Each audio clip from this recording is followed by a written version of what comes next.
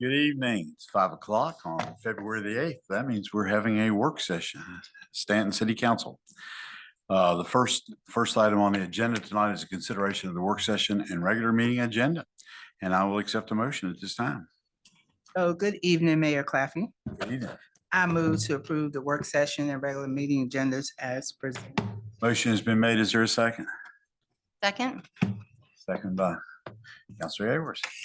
Mr. Kester, please call the roll. Mr. Campbell. Aye. Ms. Woods. Aye. Mr. Arrowood. Aye. Ms. Edwards. Aye. Mr. Robertson. Aye. Vice Mayor Darby. Aye. Mayor Claffey. Aye. Motion carries. Very good. First item on the regular work session agenda is the review of Staunton Historic District Design Guidelines. And tonight, I get to go to Ms. Kaufman. And I'm sure sometime tonight I'm going to say, Ms. Beauregard, but please just smack it. That's fine. I'll answer to either one. There. So Rodney Rhodes, Senior Planner, will introduce the two guests we have tonight that will be presenting on this item. Welcome. Thank you. It's a pleasure to be here with you. This presentation is provided to City Council at the request of City Council back in August. There was a minor zoning text amendment that was presented at that time, and Council requested that a work session be scheduled to go over the guidelines, since I guess at that time 6 of the 7 were not on Council when those guidelines were adopted. I'll give a brief background on the guidelines, and then I'll turn it over to the two experts. Frank Strassler, Director of Historic Staunton Foundation, will provide a brief summary of the guidelines. These are the guidelines right here. We could be here for a day or two. And then to wrap things up, Deneen Brannick, who's the chair of the Staunton Historic Preservation Commission, will go over some of the benefits that these guidelines are to the commission and to the public. And then we may have some concluding statements by either me or my city attorney regarding that zoning text amendment. These guidelines were adopted in December of 2018. Prior to that, we had a set of guidelines that dated back from 1996, had not been updated or reviewed, and they only address residential structures. As you can imagine, we have more than just residential structures in our 5 historic districts. And I know Frank and others did their best in trying to use those those guidelines for commercial, but obviously the two are not the same. You have different issues. So back in, I think it was in 2017, city applied for and received grant funding to create a set of guidelines for just commercial properties. Upon receiving that grant, we contracted with Fraser Associates to create the new commercial guidelines. And that's what they were contracted for. But the Frasers looked at this, at our old residential guidelines, and said, well, those need to be updated too. And we should have it in one document, not 2 or 3 documents. So that's what you have before you now that was adopted. So it has the historic district design guidelines for commercial, residential, and also has the sign guidelines for the historic districts. I would note that during this process, staff reviewed drafts that were prepared by the Frasers. I remember sitting in that room back there with planning staff and with Frank Strassler, and we went page by page, line by line of the draft. And there were quite a few changes made at that time. There were also 2 public information sessions conducted by the Historic Preservation Commission, where the public was invited to hear what the Frasers had done on those drafts. There was a public presentation and public hearing before the Planning Commission in December of 2018. And also in December, there was a public presentation at a City Council work session, and then a subsequent public hearing by City Council at that same meeting. I would note that the draft guidelines were reviewed and approved by the Virginia Department of Historic Resources, which is a requirement. They were also reviewed and recommended for approval by Historic Staunton Foundation, and the guidelines were enthusiastically supported by the Staunton Downtown Development Association. And upon the conclusion of the public hearing in December, the Plan Commission unanimously recommended approval of the guidelines. And similarly, City Council, after their public hearing on a 6-0 vote, recommended approval of the guidelines. It just so happened that Terry Holmes was absent from that meeting. I would note that there have been 4 public presentations on the guidelines back in 2018. 2 of them were informational sessions and 2 were public hearings, and no one spoke against these guidelines. And as soon as they were adopted in late in 2018, city staff, planning office sent notifications to all the owners of the 1,038 historic properties in the city, and there's 5 historic districts. And also, I would note that about 6 years ago, we implemented or reinacted, reinstituted a practice of notifying all new property owners in historic districts about the historic regulations. And since 2018, we have included a link to these guidelines. So if anyone that owned historic properties in December of 2018, they received a notice and a link to these guidelines. And anyone that has bought property since that time has also received a link to these guidelines. I'll turn it over now to Frank Strassler to go over, summarize what's in the guidelines. They probably not look like some. Thank you, Rodney. Welcome. Good evening, members of council. I don't know why he specifically said I had to be brief. But I have a reputation, apparently. We've heard you, Frank. So I'm just going to go over, I was asked to do some nuts and bolts of design guidelines. Don't fall asleep.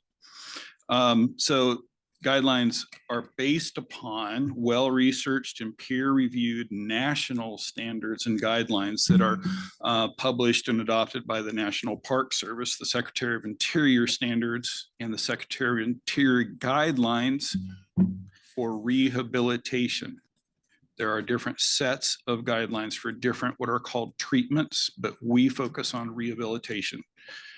The standards, there are 10 standards. I'm not going to read them all to you, but there are 10 standards. And they are in the guidelines. They are published in our guidelines so that there's that clear reference. They are on Roman numeral 2-4 is the page. Under guidelines for planning your project, section C. So the Secretary of Interior guidelines, they explain and then interpret the standards. So you have 10 standards, then you have a whole bunch of guidelines that interpret those standards. So they get into the specifics.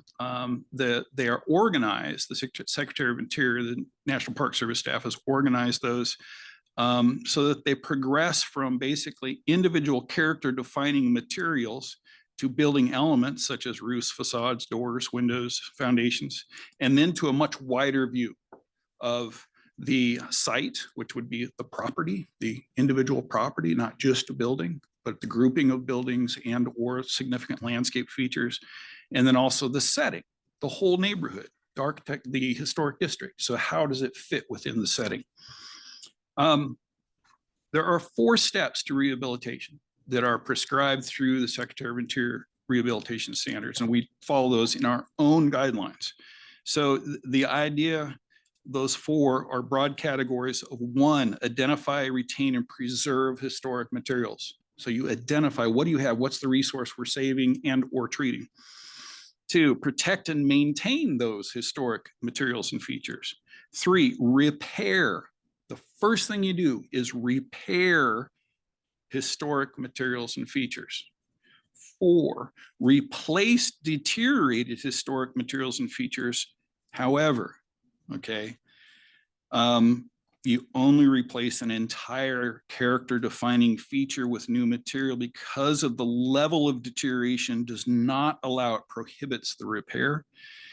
And missing features that are only substantiated by documentary and physical evidence. You don't just make something up. That'd look cool there. We'll just put one of those on. No, that doesn't work. Okay, so you can see there's a step, a progression to deciding how to apply your rehabilitation guidelines.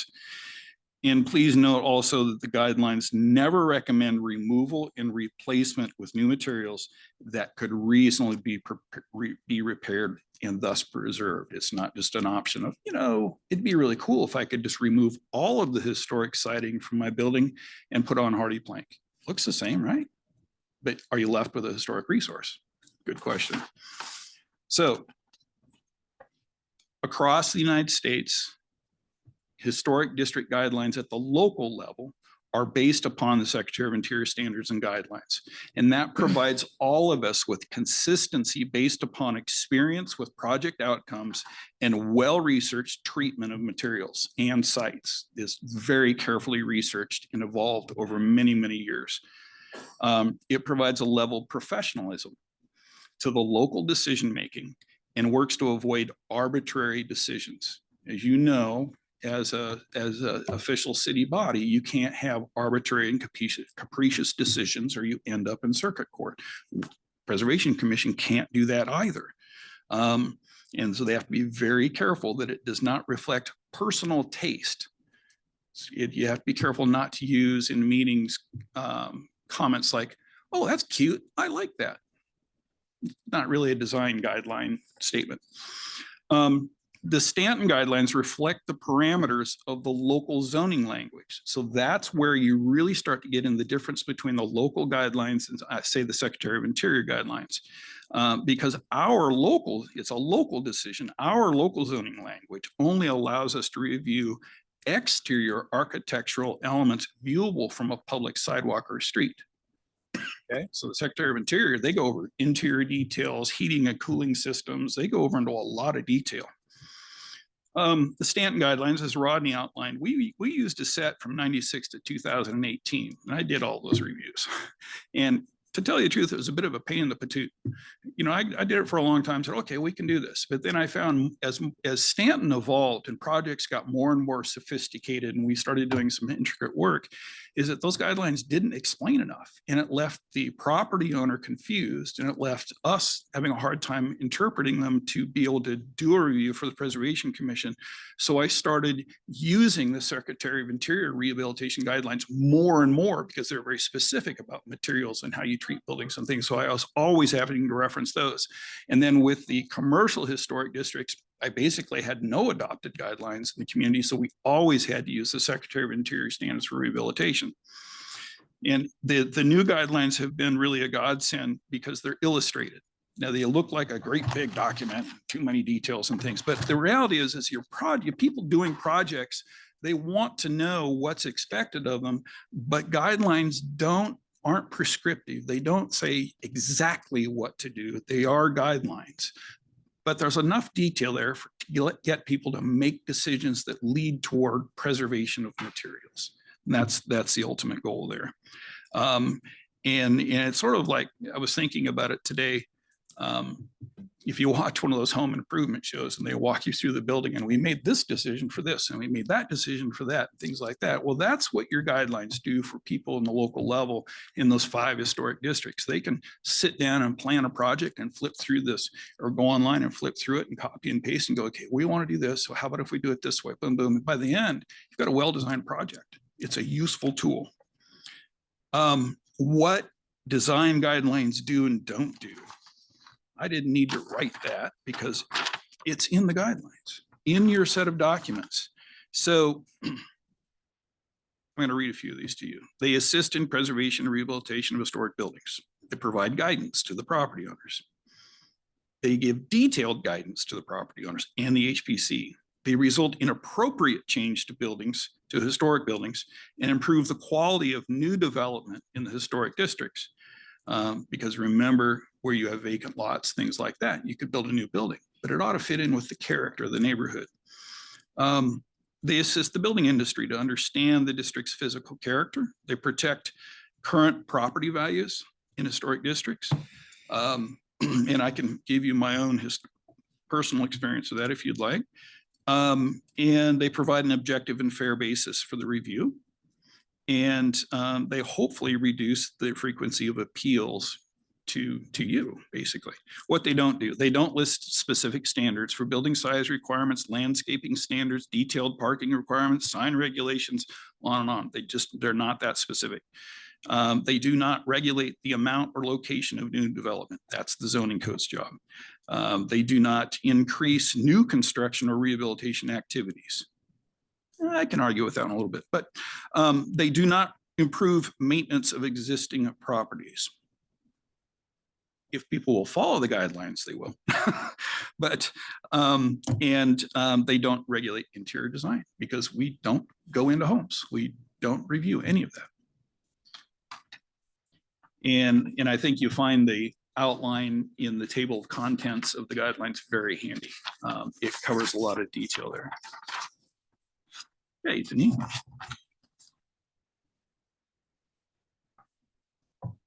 Welcome. Did I do that? Thank you. Good evening, Honorable Mayor and members of City Council. Thank you for the opportunity to meet with you all this evening. As someone involved with historic preservation in our community for over 30 years, I'm always happy to discuss the role preservation has played in Staunton. For those who don't know me, and I haven't had the privilege of meeting all of you, I thought I'd give you a little bit of background. I grew up in Augusta County and took a job at Historic Staunton Foundation after graduating from JMU with a degree in design. I was able, fortunately, to combine my love of design with my love and appreciation for historic buildings. So I feel very blessed. I served as the director of Historic Staunton Foundation from 1988 until 1995. And that year culminated happily with the approval of our historic district overlay zone, which Historic Staunton Foundation had advocated for years. When the Historic Preservation Commission was established the following year, I volunteered to serve on the commission, and I've been honored to serve much of the past 28 years, currently now as chair. I went to work at Fraser Associates in 2007, and I wear a number of hats there. In addition to design work and serving as business development and marketing director, I managed the firm's historic rehabilitation tax credit projects, helping property owners apply and qualify for these significant federal and state tax credits on rehabilitation investment. That role involves understanding and interpreting the Secretary of the Interior standards for rehabilitation, which is, of course, as Frank said, what our guidelines are based on. I can truly say that from my early days at Historic Staunton Foundation through today, I've seen millions of dollars, as well as a great deal of love and care invested in our historic buildings. And I've seen our historic districts evolve to be more desirable and vibrant places to live, work, and visit. And of course, we aren't the only ones who realize that.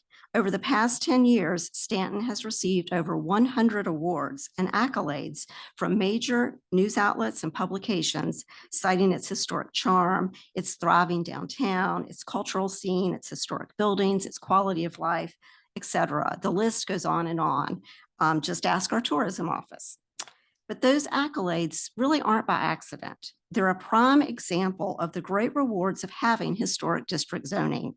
The recognition and the community that we've become are in great part due to the fact that we have design guidelines and a review process that protects the historic character of our community. And that's something that people in the preservation field talk a lot about, community character. Well, what is that? It's the distinct identity of a place derived from its history, architecture, landscape, culture, etc. It's the impression it makes on residents and visitors, and it is it is what makes it unique and distinguishable as from all other places. And we have that in spades. And I'm sure you're all aware that the current City of Staunton Comprehensive Plan emphasizes protecting community character as one of its major goals by preserving and capitalizing on the rich historical and architectural character of the city by enhancing its physical attractiveness and implementing architecturally appropriate design standards.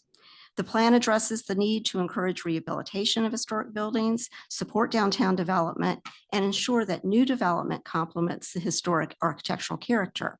And it specifically states that, quote, rehabilitated historic buildings generate new tax revenues, increased employment, and provide improved spaces for retail, offices, housing, and lodging and entertainment. unquote. We all recognize this, but to support that fact, that statement, between 1977 and 2003, over $105 million has been invested in rehabilitation of Staunton's historic buildings through the Historic Tax Credit Program alone. That figure doesn't even include the millions of dollars invested without using the tax credits by commercial property owners or the vast number of those people who've invested in our historic residential buildings, who just want to live, raise their families, or retire here. How lucky are we? That's amazing. It's safe to say that preservation is an economic benefit to Staunton and good for local business. There are all sorts of economic studies that support and detail the benefits of historic district zoning and design guidelines, citing local job creation, tourism development, downtown revitalization, and increased property values. Staunton is often touted as an example of all these benefits and as one of the great success stories in historic preservation and revitalization, not just in Virginia, but across the country. But for me, having seen these results over the past 28 years on a personal one-to-one basis and having assisted countless property owners with design issues, tax credit qualifications, or as a commission member, I think that the biggest benefit from our local zoning ordinance and design guidelines is that people want to live, work, and do business in Staunton. They feel their investment is better protected because we have design standards and guidelines that maintain a sense of quality and character throughout the historic districts.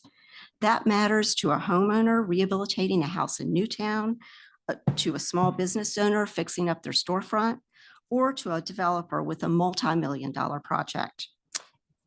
Across the board, it's a sense of security knowing that their investment is protected and that the community cares about their investment and the preservation of the community character as a whole. Again, I'll refer to the city's comp plan. I can't improve upon what it says. Staunton's historic character is a hallmark recognized throughout the nation. The continued protection of historic structures is fundamental to the heritage, character, and stability of the community.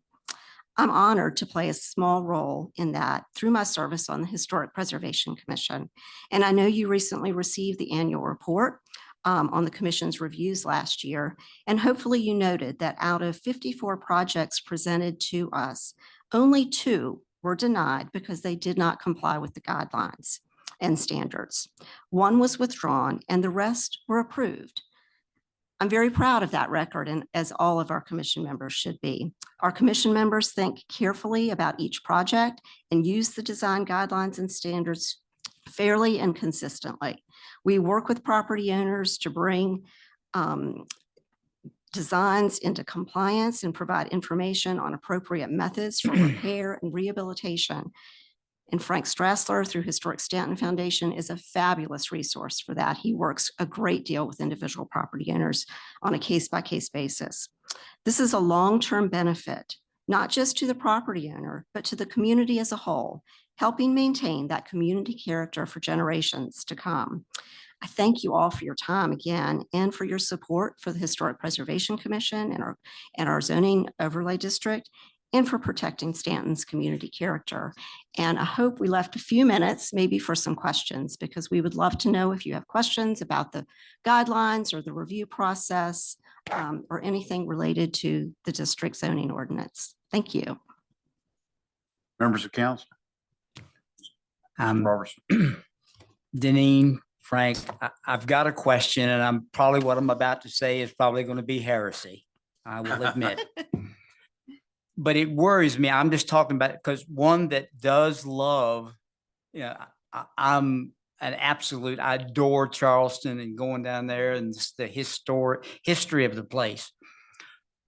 But something that worries me, I'll be honest with you, is that because of our guidelines, whether it be the US government, whether it be the state of Virginia, or whether it be Staunton, we have placed it to the point where when we talk some of our wonderful homes, and the one that which scared me last year was the one that you said was withdrawn, and you know which one I'm talking about. What worries me is that it's at the point where almost the very, very rich are the ones that can afford to do this.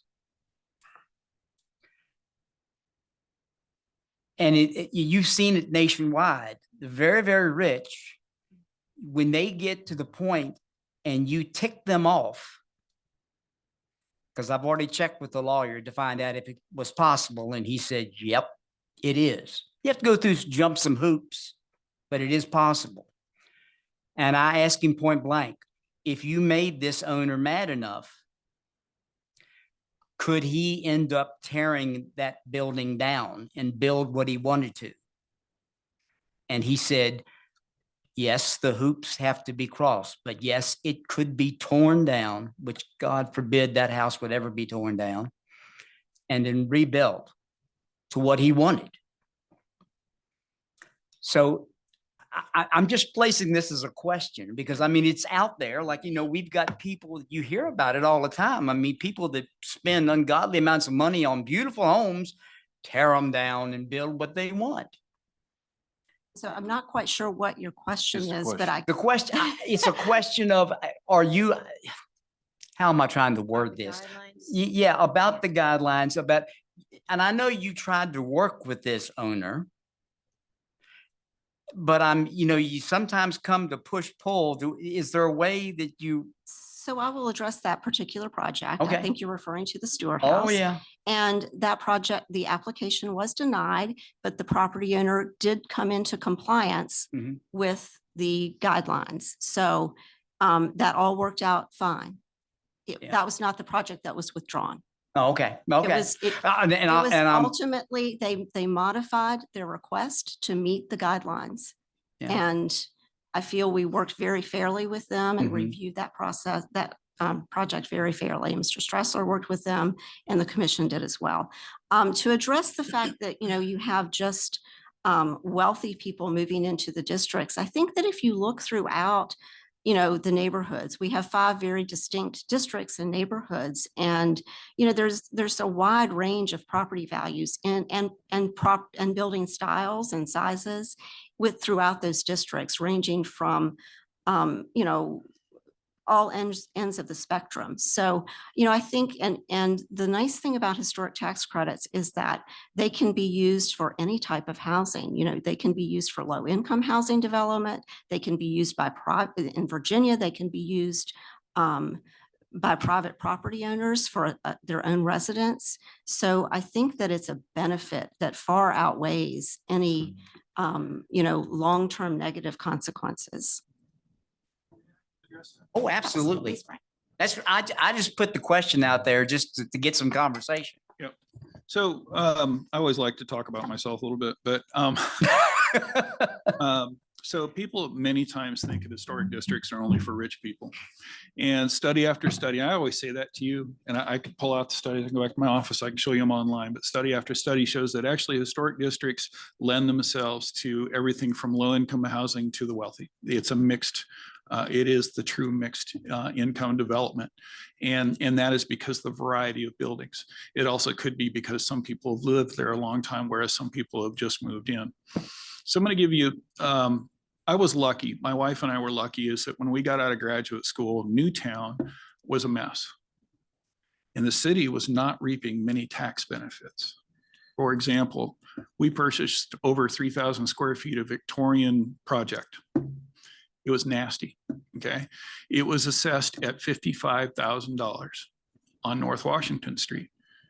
We paid $55,000 for that house. Its assessed value is close to $500,000 now.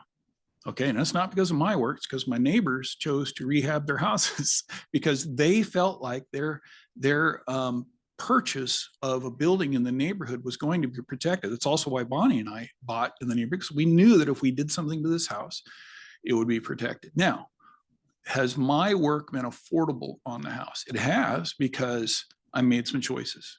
I follow the guidelines. I repair. I don't replace. Therefore, I don't ever have to come before the Preservation Commission. The only time I came before the Preservation Commission is when I needed to put in a new fence for my dog. And I put in a nice double loop ornamental fence that is traditional to the neighborhood. That was an easy decision. The only time I've ever had to come, because I just repair what we have. We've got enough house there. Where you see I would say the upper 2%, dealing with big projects and having problems with guidelines in these, because they are able to tackle, they want to tackle projects that are the most difficult. And that would be adding very large additions to homes, changing the character of the building. And it's very hard for the commission to work through that process. It's some of the most difficult items is when people want to get in there and while they like the historic districts or the historic nature of the building, they intend to change it significantly. And that's the challenge. But for low income people that want to work on a house. So, okay. Let me redirect and go in a different direction. I'm concerned about the solar issue in Staunton. I mean, I think in 2018, we didn't talk about it. I mean, I know in 2005, when you started looking at these guidelines, it was a non-event. And now in 24, it's a big event. So are you getting many cases where people want to put solar on their houses and it is not feasible under the guidelines? And are you prepared to adapt any of the guidelines, or is solar never going to go in Staunton? And in the 1,038 properties that you all have, I mean, are you being flexible, or do you have pretty harsh, hard and fast rules? Hard and fast. And so that, again, that speaks to the guidelines. So you interpret the guidelines. I'm proud to say that actually the Historic Preservation Commission has approved numerous solar developments, actually fairly large ones, some of the larger ones in Staunton, because due to the guidelines, they fit within, say, a commercial building. There's very little view of that solar. That's fantastic. So it doesn't harm the character of the building, right? They just, I was a little on the fence on this one. They just approved solar panels on a house on Church Street that is viewable also from Washington Street. You can see those panels. Just outright, you can see them. But because of the color of the roof, texture of the building, secondary view, did not viewable so much from Church Street, but from Washington Street. The commission felt that it met the guidelines because of things like secondary view and color and texture and things, and that it could sort of blend in. Yes, we are faced. That's one of my personal things is that, and it's not reflected in the guidelines. One of the personal issues is we're here. The technology did not catch up as it should have to providing us with solar that blends in with buildings well. We're on the way. It's coming close. I read every day. I read technical articles about increases in energy efficiency in solar panels and energy. We're close, but we're not there yet. One of the solar projects recently approved is a new film. It is not a panel, it's a film that is applied to a roof. It's going to go on a curved roof. It is going to be viewable from Church Street, but it adheres to the curve of the roof and it blends in fairly well. It's an industrial building, so it already has a black roof on it and things. So it really won't take away from the character of that building. So that's the key, is the commission balances what's it going to look like? How does it affect the character of the building? My house, wow, I could produce some power, but everyone would see massive black panels on my roof because it's very viewable. What could I do? I think I could apply to the commission. Now, it probably doesn't fit with the setback guidelines, but I'd like it to. I could build a pergola over the parking space behind my house and roof that with solar. And in fact, I'd like to do evacuated tube solar, which is a thermal solar, and be able to provide hot water to my historic hot water heating system in my house. That I think could probably get approved. So there is some leniency and fluctuation that we could get there. But yeah, local historic preservation commissions, as well as on the national level, there's going to have to be some serious flex in moving towards our alternative energy, because the reports that came out today, we just blew past 1.5 degrees Celsius in 2023. And that's why you see what's going on in California right now and what we're waiting to happen downtown in the wharf. Questions from council? I'm good. Thank you. No, thank you all so much. Thank y'all. Thank you. Appreciate it. Really, All right. very good. Thank y'all. Anything else? All right.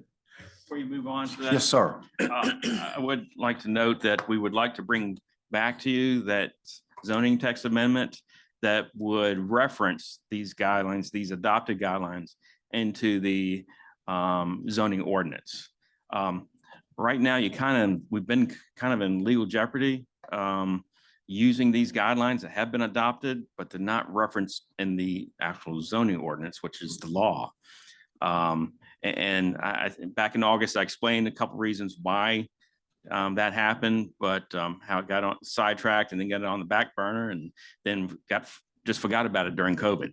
But I'm at fault for not bringing that back sooner. But I don't want to have any further delays in updating our ordinance to make sure that we don't have that legal issue there. So when are you talking about bringing it, Rodney, like next meeting or? Well, we need to re-advertise that. Maybe in March. Yeah, but yeah, I just, What is the current enforcement if there is a violation? I mean, if somebody is is doing something in violation of the standards, what is the enforcement for this? well, it's part of the zoning ordinance, so it's a zoning infraction and we take whatever recourse we need to bring into compliance. If it's an after the fact type, someone's done something that without approval that needed approval, we ask them to file an after the fact application to go to the Historic Preservation Commission, and then they can act on it whether or not it's okay or if they need to address it in another manner. Now, of course, whenever you're dealing with after the fact applications, it's unfortunate. But those are handled on a complaint basis. So unless someone brings to our attention that someone replaced their windows or their door that in the historic district with without getting approval, it does not reach my desk and therefore does not reach the commission. Okay, that kind of brings another question. What if, Rodney, Denise, what if somebody in a historic house goes ahead and makes a change, does it, and then y'all find it? What kind of enforcement power do you have? I mean, what do you do? Like I said, we have them to either bring it into compliance or apply for an after the fact. We had, I think it's been since you been on council, 2 roofs that standing seam metal roofs, but they had ridge caps and stuff, the new roofs. Yes, sir. And they made after the fact applications to the Historic Preservation Commission. They were denied and they appealed to this council. And I think on a 6-1 vote, council approved those. So they always have that option. Yeah, I mean, I just was wondering what if it comes down to push the Well, shove. We don't want everybody coming up here. We want to avoid it as much as possible. Now, those are not fun meetings. Correct. All right, well, thank you very much. Appreciate it. Yeah. Thank y'all. All right, brings up the next item on the agenda, which is an update on Staunton's pathway to affordable housing and housing for working families. Sure. Rebecca Joyce, our housing planner, will be providing this presentation, and she'll be joined by a representative from Central Shenandoah Planning District Commission, who she'll introduce later on in the presentation. Welcome. Good evening. Thank you all for giving me this opportunity to give you all a brief update since our last time we met together at the end of October. I want to apologize for the wordiness of my slides. I will not be going over everything tonight, but wanted you all to have the information as a refresher, so don't panic. The majority of my time will be spent on slides number 5 and 6. And then I also want to give Jeremy Crute with the Central Shenandoah Planning District Commission an opportunity to give us an update on the regional housing study. That's going to be very helpful to us. Just as a reminder, in the Staunton plan, affordable housing and workforce housing is included as Action 3 under the Economic Development Strategic Area. Staunton, like most communities across the U.S., is faced with a wide range of housing needs, as you can see with this long list. Please pay attention to the last bullet, Local Housing Strategy and Action Plan. I'll be mentioning that in more detail shortly. As I have mentioned in the past, the city is involved with many housing groups and is partnering with the housing organizations that provide services in the city. The newest development is that the Saw Housing Summit that was held in October is now organizing into a more permanent group, the Saw Housing Consortium, and plans to meet regularly to see what can be done to assist with housing at a regional level. Both council member Alice Woods and myself are on the steering committee of this new group, and I'm excited to see what evolves with this group of very committed people. Okay. In the last 2 updates that we had, you all have seen these tasks. Instead of grouping them by fall and spring, I've just grouped them all into one list. I'm not going to go over them individually. I wanted to talk about 4 things that we're working towards. The first one is a survey. The second one is the new housing webpage. The third one is that housing strategy and action plan. And then the fourth one is the Staunton Housing Committee. In January, the planning process for the 5-year update of the CDBG consolidated plan began. This spring, we will be doing a housing survey as well, and we hope to combine it with the consolidated plan survey process to reach more people and conserve resources. We'll also be doing the housing survey to reach housing providers and developers and those involved in the housing field as well. I'm also happy to announce that the city's website now has a housing webpage with many links to useful resources on a variety of housing topics to assist community members, housing providers, our partnering organizations, and other stakeholders.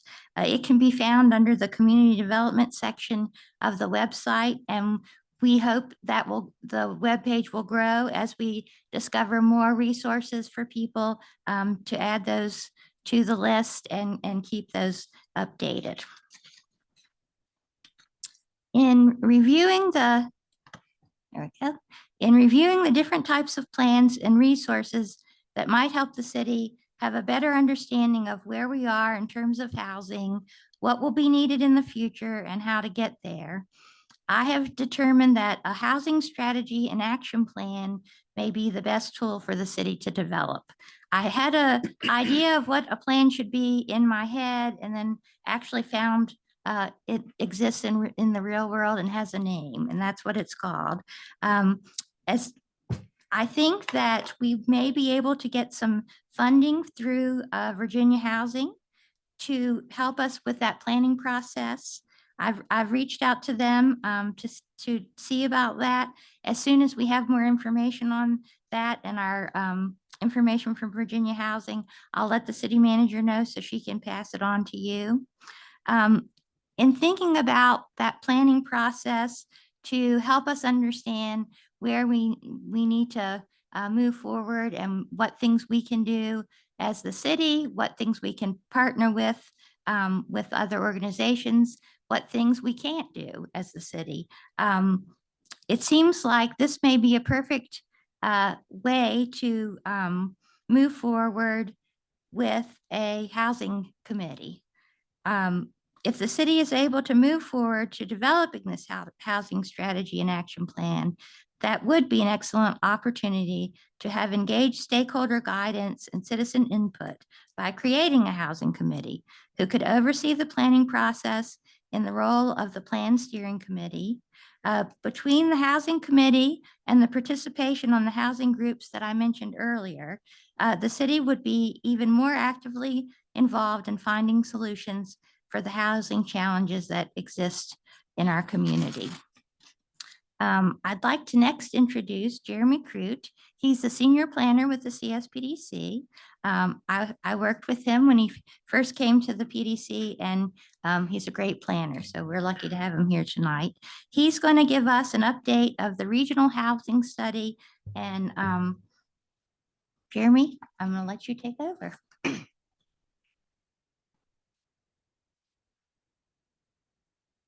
Thank you, Rebecca, and thank you to each of you for the opportunity to speak with you this evening. I'm excited to give you a brief update on the regional housing study, like Rebecca mentioned.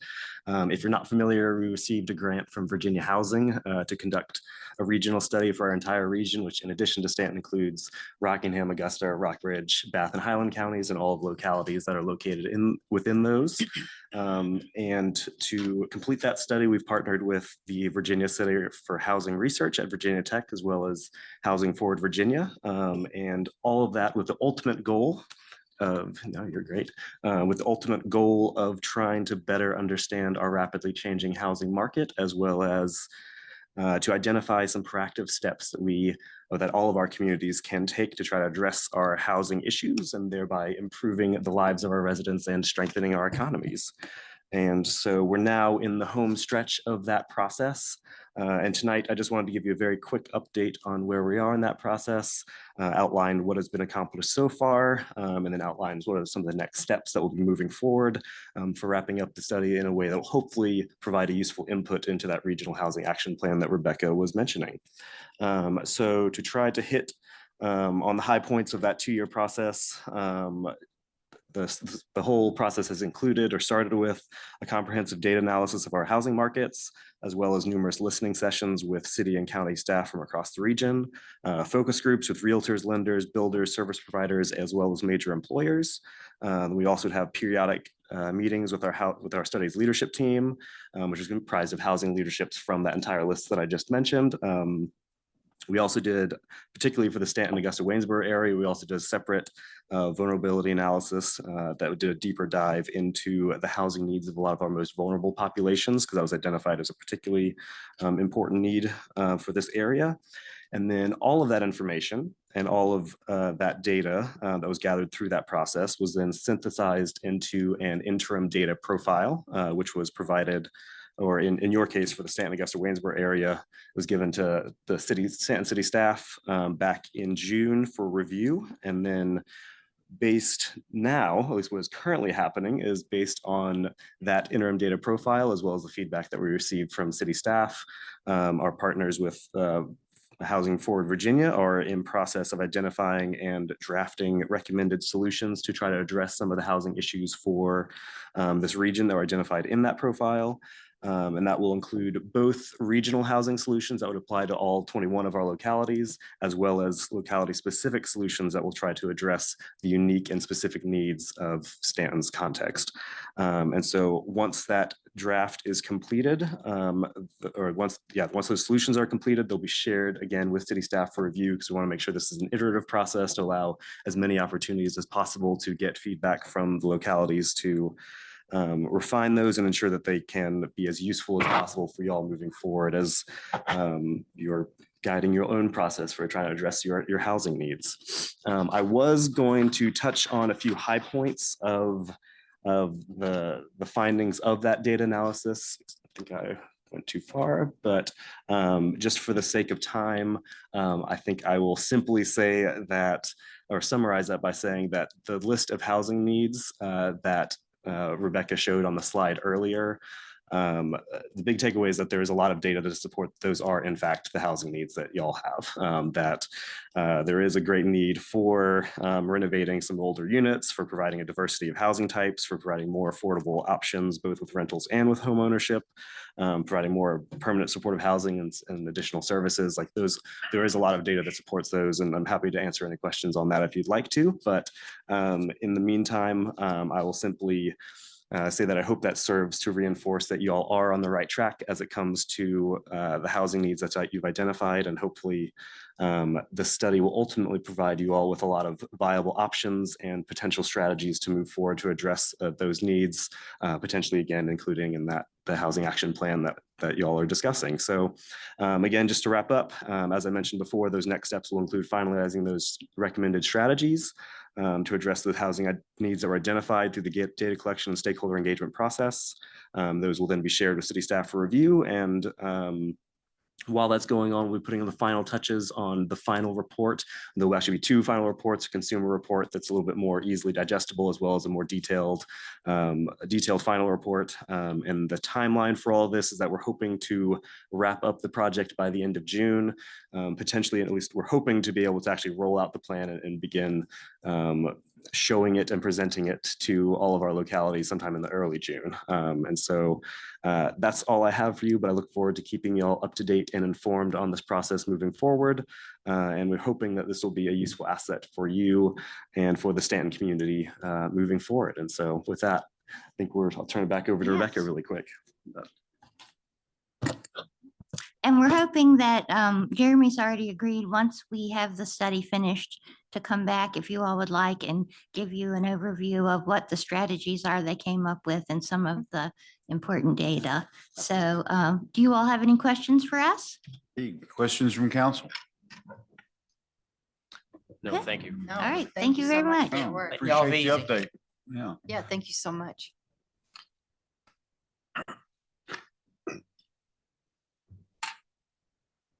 And it brings us to a review of the purpose and goal of comprehensive plans and the potential process and possible timeline for updating the Staunton, Virginia Comprehensive Plan 2018 through 2040.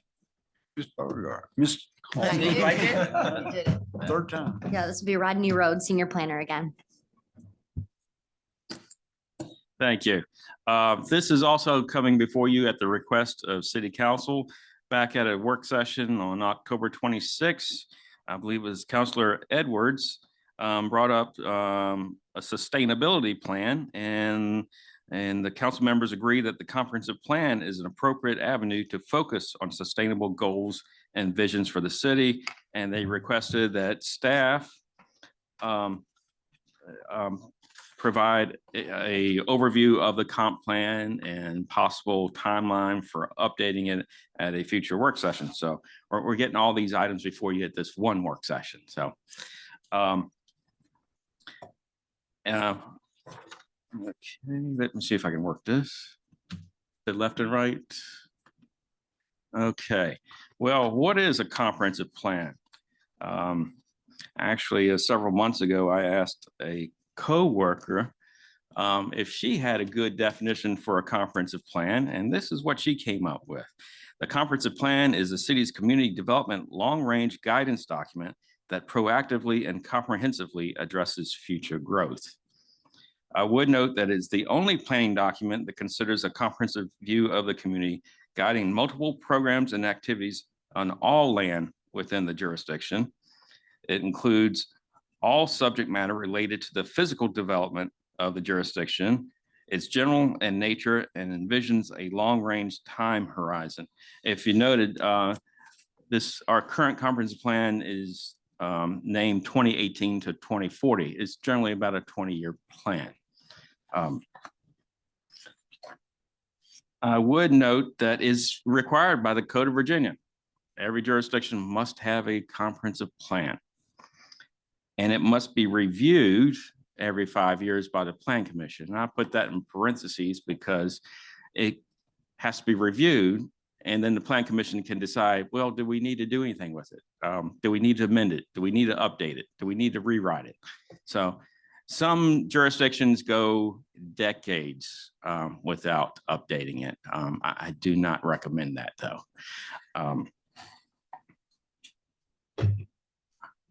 Was the current plan written by the Planning Commission or Council? The current comprehensive plan, sir? That was a joint effort, but we contracted with the Planning District Commission. that oversaw the rewrite. That was a major rewrite of the comprehensive plan. 6, 7 years ago is when we started that process. To our two former planning commission, when was the last time the planning commission actually did a review? I know I was involved in that one last time it went through for that last review, but again, that was 6, 7 years ago. Over 5 years ago. Yeah, it was over Again? 5 years ago.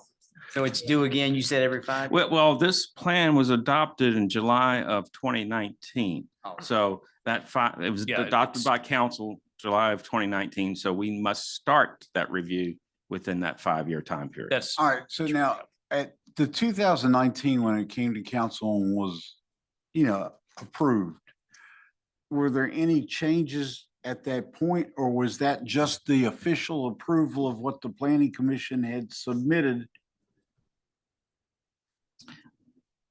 When it came to council, In 19. I don't believe that there were any changes made by council. It's rare that there are changes made that late in the Late. process. It's very rare for any jurisdiction. I mean, Correct. Stanton's no That different. makes sense. Because there's been so much work involved. There's so much public input. There's opportunities for the planning commission and city council to see it as it's being developed. So when it gets to that stage, it's usually, supported by the public. And yes, I don't want to say rubber stamp, I but just did it. Rodney, can you give us an example of I know we rarely do any kind of major changes along the way to a comprehensive plan, but the kind of changes that often are made in review process. well, actually, council approved a change just last month. Yeah. Council approved changes to include Uniontown, that study as an appendix to the plan, changes to the future land use map for changes to the Uniontown area, and also change some of the goals and objectives to address some of the Uniontown items that were noted, action items that were noted in that plan. So that was obviously the last major amendment to the current plan. Council, I believe, several years ago, and I could be mistaken about this, when the bike ped plan was adopted, that was added as an addendum to the comprehensive plan, but that may have happened with the previous plan. I'm sorry if I may have my dates wrong on that. It is part of the comprehensive plan now. So when you're talking about just adding to the plan, that's not comprehensive plan, that's not really changing anything, right? That's because when I'm reading here from 2001, 2003, the plan was updated extensively. So what does that mean? Updated by adding, or? Are you looking at something that's in the comprehensive plan as far as the history of it? Yeah. Yeah, it's giving me dates as to the last time that it was updated extensively, and it says 2001 and 2003.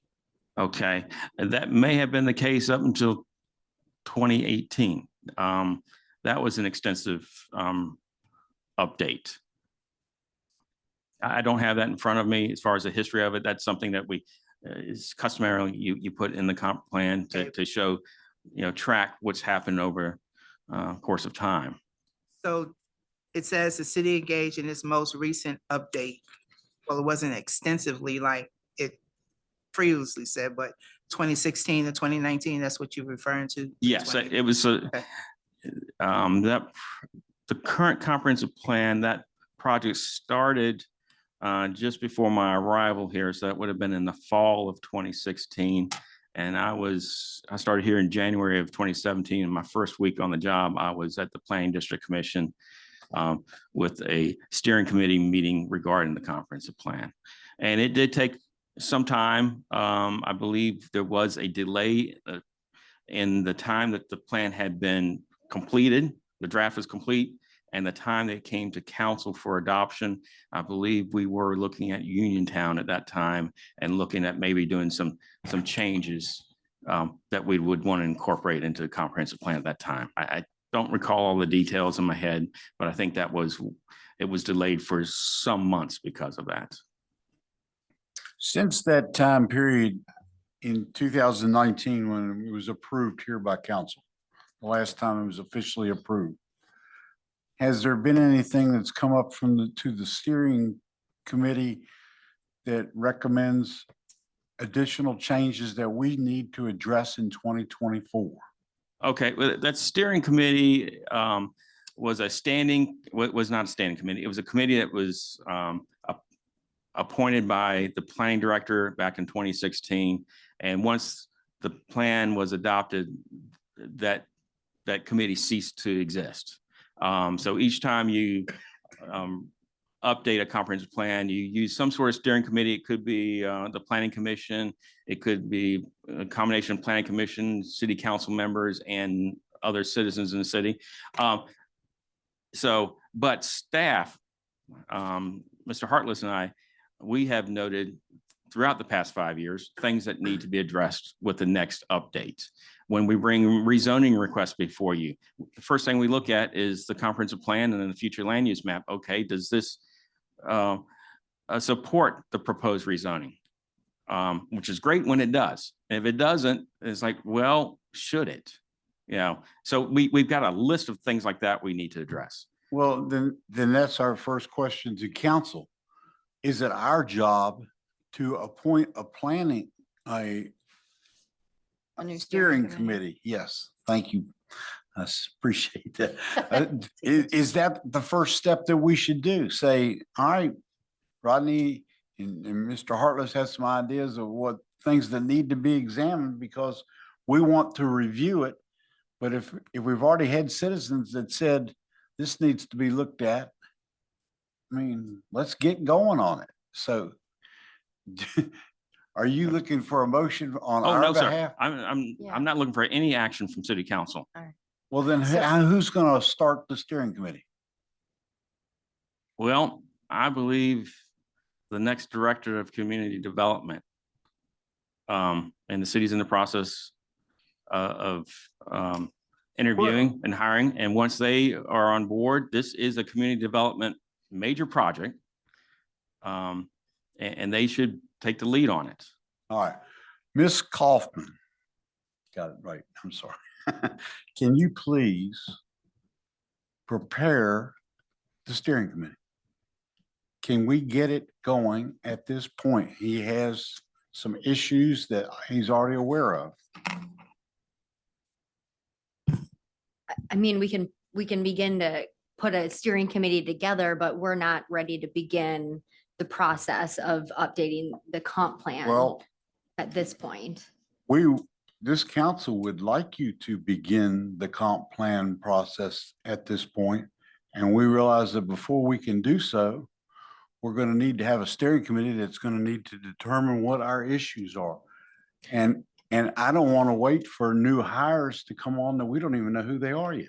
Sure, we can work on putting some recommendations together on what that steering committee would look So like. when we do get a new associate in here working for the city, he's going to be given his direction or his or her direction. And you know, here's the issue that but I don't think that we want to just delay it again. I mean, I know for a fact that Vice Mayor Darby has been asking for an update of the comprehensive plan for 6 months. And we're getting that we're waiting to hire somebody. So, I mean, I think we've got to act. So I'm asking the city manager's staff to begin the process ahead of the act. Is that understand? It's the old adage. I remember even the council member prior to us, you know, before we came on, and they said that I had great ideas and I wanted to get things done. And I got on city council and everything came to a grinding halt. It just, things seem to slow down. So we want to get going. It would seem, without our community development head, it would seem to be odd to leap ahead with it without that person in place. Say I you're still in think that charge they of can something get- that's already happening. I still think that they can at least start the process, get some Put the committees panel going, yeah. together. Well, we can And start then with when he comes preliminaries. in, boom. Are there, Rodney, do you have other, besides some discrepancies with land use designations, are there And- other things that have jumped out that, or does members of this council have other ideas that jump out automatically that where there needs to be updates immediately? Just curious. I think that's one of the things we're supposed to discuss tomorrow at the Okay. comp plan is going to be discussed tomorrow at the retreat. And I also think, I think we should be, Ronnie mentioned that last go around was a pretty extensive rewrite. Rodney, do you recall the budget for? Back then, it was $75,000, and that was utilizing the services of the Planning District Commission. And I said back then, and I'll say it today, that was the most efficient way of updating the comprehensive plan. I guess I'm not going to do this presentation, but there are several ways that a city can go about updating a comprehensive plan. It's doing it all in-house. Of course, that doesn't cost any more money, but it takes a whole lot of staff time. And you better have one staff member that's devoting most of their day to working on that comprehensive plan. You can hire an outside consultant, a private consultant to work on it. I've worked with consultants on comprehensive plans in the past. There you get more professionals looking at it, new perspective, more sets of eyes looking at it, new perspective. It's usually much more costly. I know the county is doing that now, and it's over $200,000 for their update to their comprehensive plan. And also sometimes you get some cookie cutter type stuff when you use in a private consultant, something they've used in another jurisdiction. And then the third one we've already talked about is the Planning District Commission, utilizing them. I have talked to them about whether or not they have, people and the time and the expertise to undertake that. And I am satisfied that they do. I'm not waiting on a new director to come in here, Mayor. I'm waiting. July has always been my time that I planned on. We've been trying to get this going. So, Mr. Rhodes, we've already allocated $100,000 towards the update. So what is that actually going to be used for? It was my intention when I requested $100,000 a year ago, and it was approved last meeting. That would go towards the services of the Planning District Commission. That was my thought. Okay. I mean, I believe the last 5 or 6 comprehensive plans that the city has undertaken have been done by the Planning District Commission. Of course, the one that worked on the past 3 is now on city staff sitting behind me. Right. But Is that 100,000 in line? Because you said the last one, or 5 years ago, was 75. 75,000.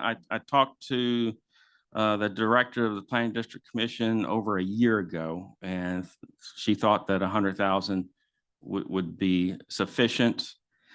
I don't think that this update will be nearly as extensive.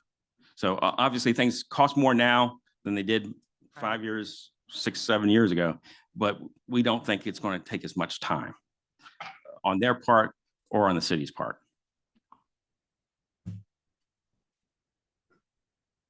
Further questions from council? So you didn't get to go through your presentation. That's that fine. You had planned on. Okay.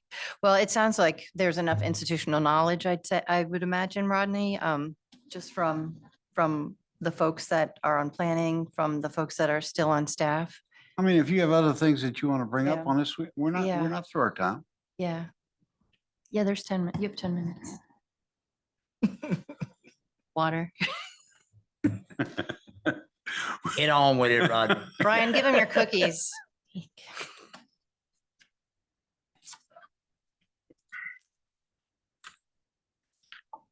Okay, well, I'm not sure how quickly Yeah. this will take. As far as whether the values of a comprehensive plan, and I would note that it provides a basis for making decisions, not just city council, but for plan commission and staff.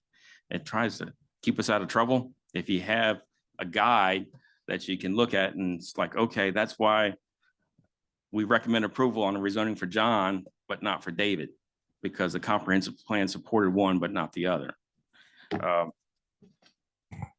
And Councilor Campbell can speak to this more than I can, but sometimes it is required as a prerequisite for grant applications.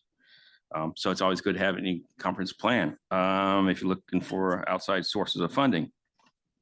And also coordinate zoning ordinances, subdivision codes, and capital investments.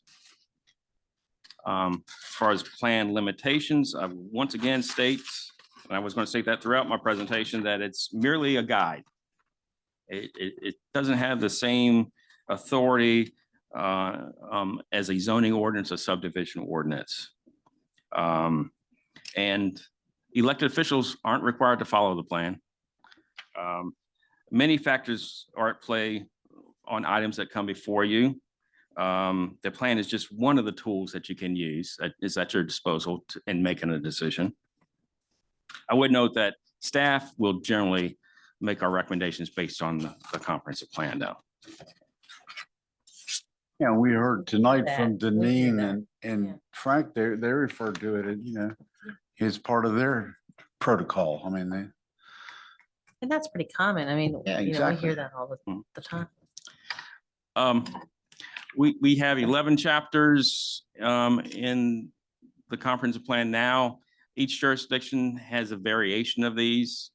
I would note that state code requires various items to be included in the comprehensive plan and suggest other items.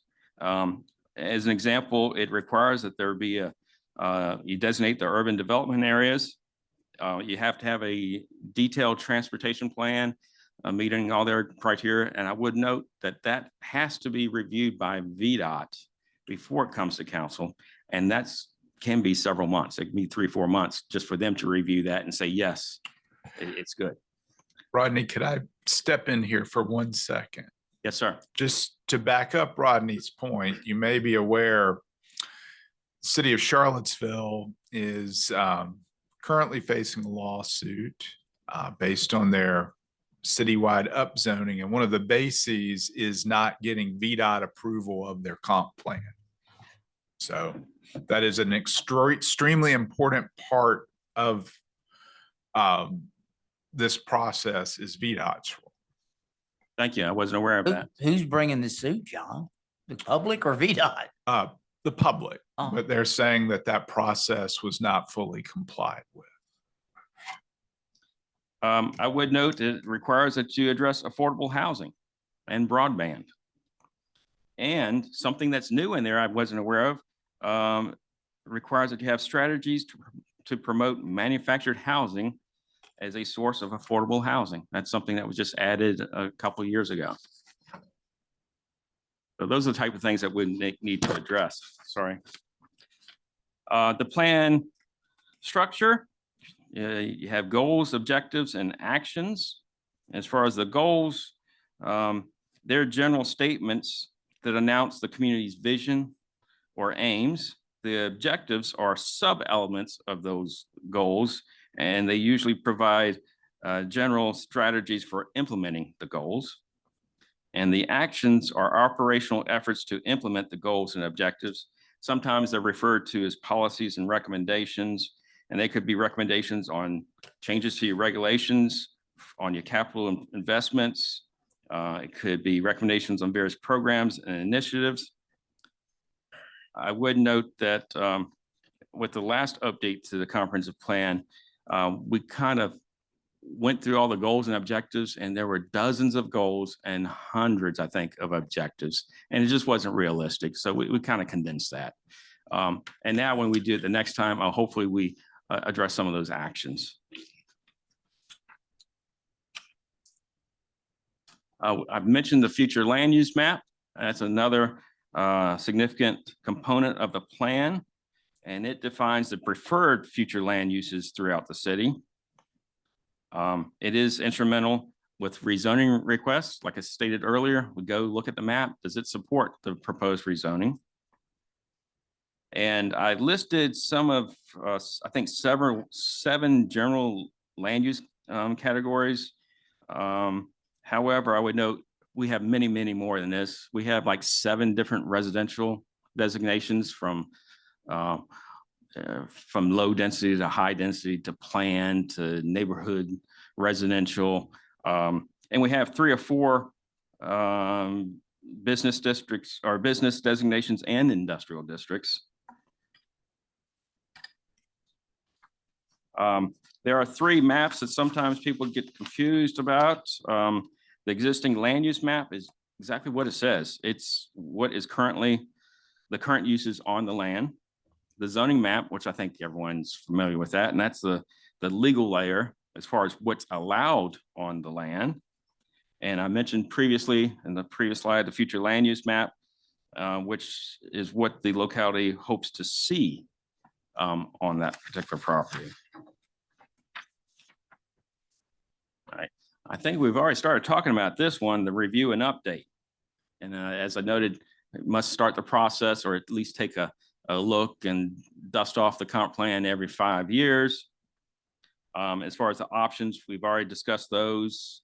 As far as doing in-house with a private consultant or with using the Central Shenandoah Planning District Commission.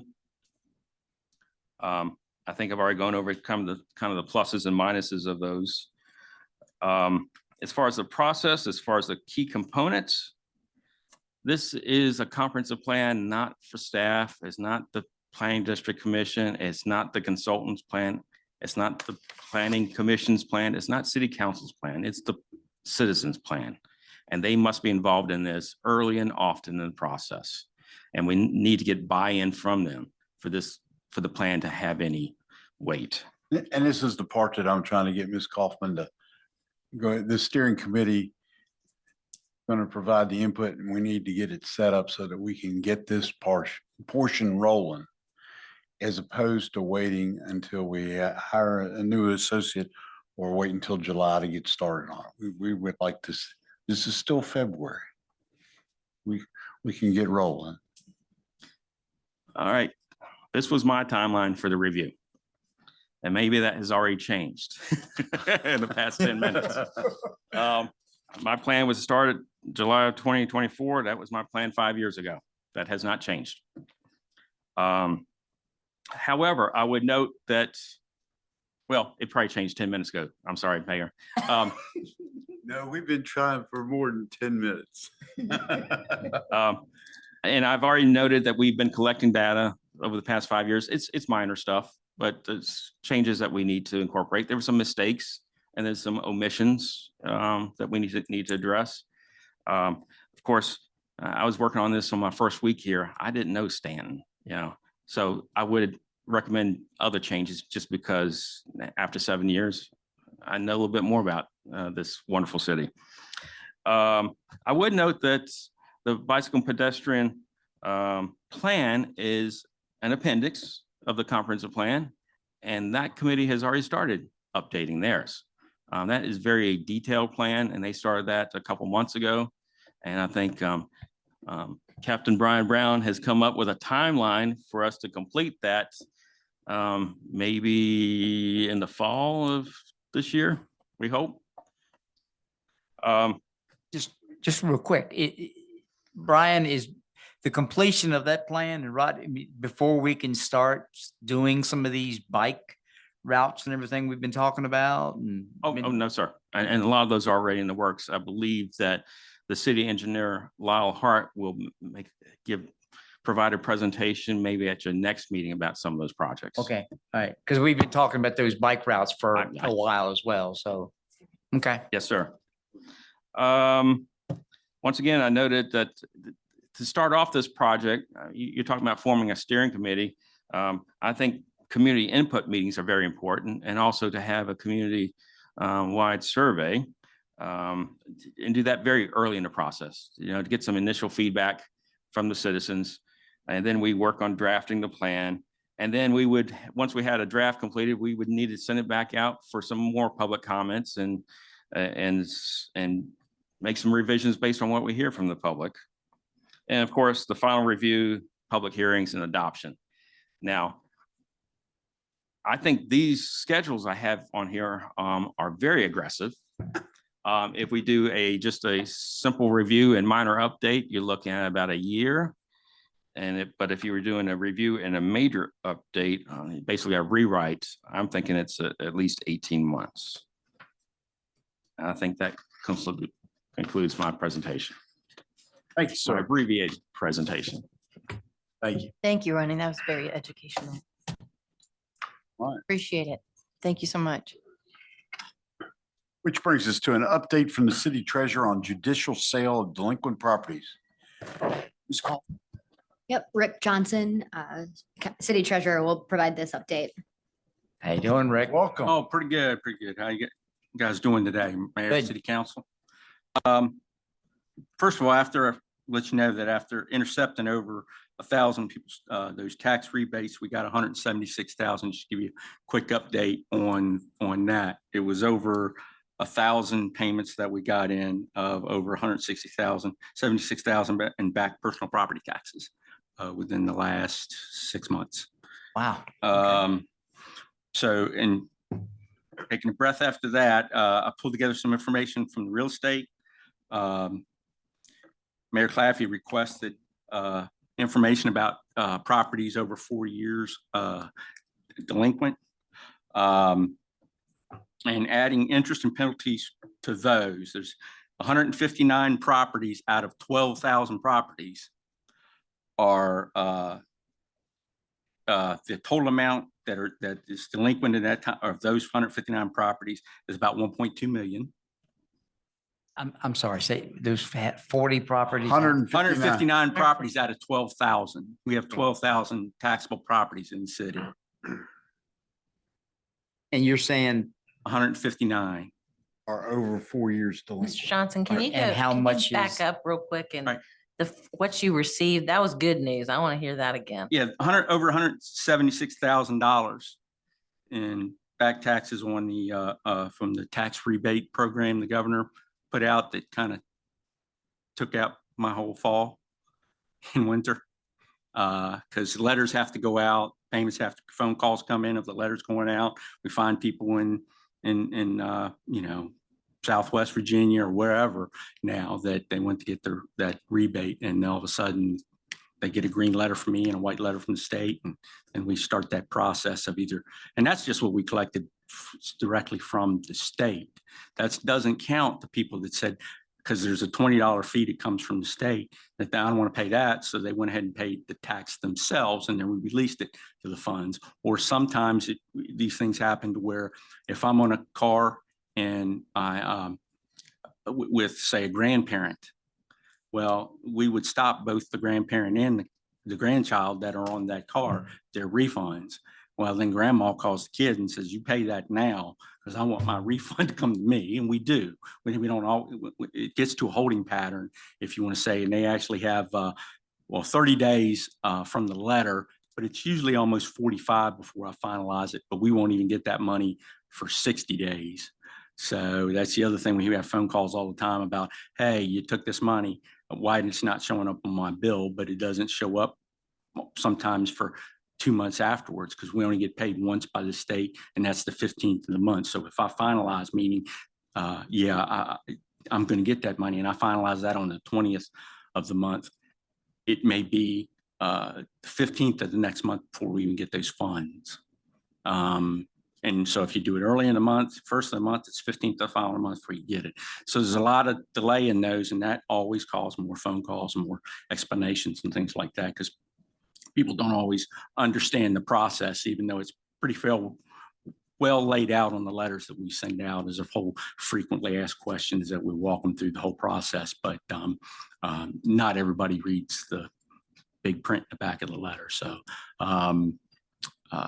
so that's how that works. So yeah, we did get over 176,000, but we actually collected more money than that because a lot of those claims were released because somebody paid those amounts. Small. Hey, Rick, and I apologize, but then I heard, like I said, you said 159 properties. I'm going over it again. All right. Okay, out of 12,000. Out of 12, let me go over everything and you can have your questions on the details. So we have over 12,000 properties in the city. 159 were the 4-year delinquent that you asked for. And of those numbers with all the penalties and interest added on, it was about 1.2 million outstanding. Half of the $500,000 of that, we are currently in a payment plan with certain people to try to get those caught up of that amount. their own payment plans with varying degrees, because we try our best not to get people thrown out of their homes. So we have some payment plans on that. We have about 25 properties that are on non-judicial, we will be non-judicial sale, meaning we can put them up for sale without going through a full lawsuit that the other properties would. These are usually your smaller properties, but ones that the cities a lot of times have struggled to get off their books because in 2000, let me go back. In 2000, there was 3 changes to this type of non-judicial sale. One was in 2017, one was in 2020, and just this year in July of 2023, they've changed the requirements. The first requirements were that the property had to be couldn't be assessed more than $5,000. I think I'm trying to remember back to 2017. And then it was 4,000 square, couldn't be larger than 4,000 square feet. And these are ands. So it wasn't or. And there was another set of flow charts about buildable, non-buildable that you had to go through to see whether you could sell that piece of property non-judicially. 2017, they relaxed some of those, 2020, they relaxed some of those restrictions. They upped the amount because that was a very, very low amount. I think they only upped it then to 5,000. They didn't change the square footage that was giving us a lot of problems. The Treasurers Association lobbied and everything else, trying to get something that we could really use that had a little more teeth in it so that we could get rid of some of these properties without sending them to judicial sale, which would then incur a bunch of extra costs. What we could do now is it has just changed July 1, 2023 and 2023 for this coming year. It increased to between 10,000 under 10,000 non-judicial now, assessed value. Between 10,000 and 25,000, it has to be less than 45,490 square feet, which is basically an acre. Okay, so they went to this little 4,000 sliver and 5,000 foot sliver, then they changed it up to 45,000, but they changed and they bumped the amounts from 10 to 25. That opened up a whole lane of us to be able to now put some of these into the non-judicial sale. So in that place, we can advertise them, do a few things to make sure that, people have been notified. A lot of times these properties, they've been out of circulation for so long, you don't even know who heirs might be. Everything gets returned. You try to look up, you don't get anything, but we can now sell it through this non-judicial process. So that's about 20 something properties there. And that'll bring about, again, they're smaller properties. And so that'll bring about $30,000 there. But it does take out of that 159, 20 something more properties off that list as we talk about the numbers. Okay. So then the rest we're looking at through what the General Assembly allows us to do through judicial sale process. Out of these properties that are left, just recently we sending out 84 properties that will be given judicial sale warning letters, and I'm waiting for their response to come back. They've been given until March the 1st. So the second meeting, probably in March, I can give you a really good list of here's the ones we are sending up to Sands Anderson. Here it is. There's no turning back. Once I turn it over to Sands Anderson, they have to pay the full amount plus 20% and plus costs on the outstanding balance. So trying to make sure when we do that we've exhausted all our avenues of trying to get the money other ways from someone. How many properties did you say it was? 84 letters went out. Yeah. We'll see. Some of those will be just like if I would have brought you the list in say October, might have had 12 more properties on here. Between October and now, I know we've cleared out 12 of those properties, because what happens is you have estate sales, you have change of property, you have different reasons why somebody would have gotten caught up. They were able to go get a refinance or whatever it might have been to now follow through an escrow.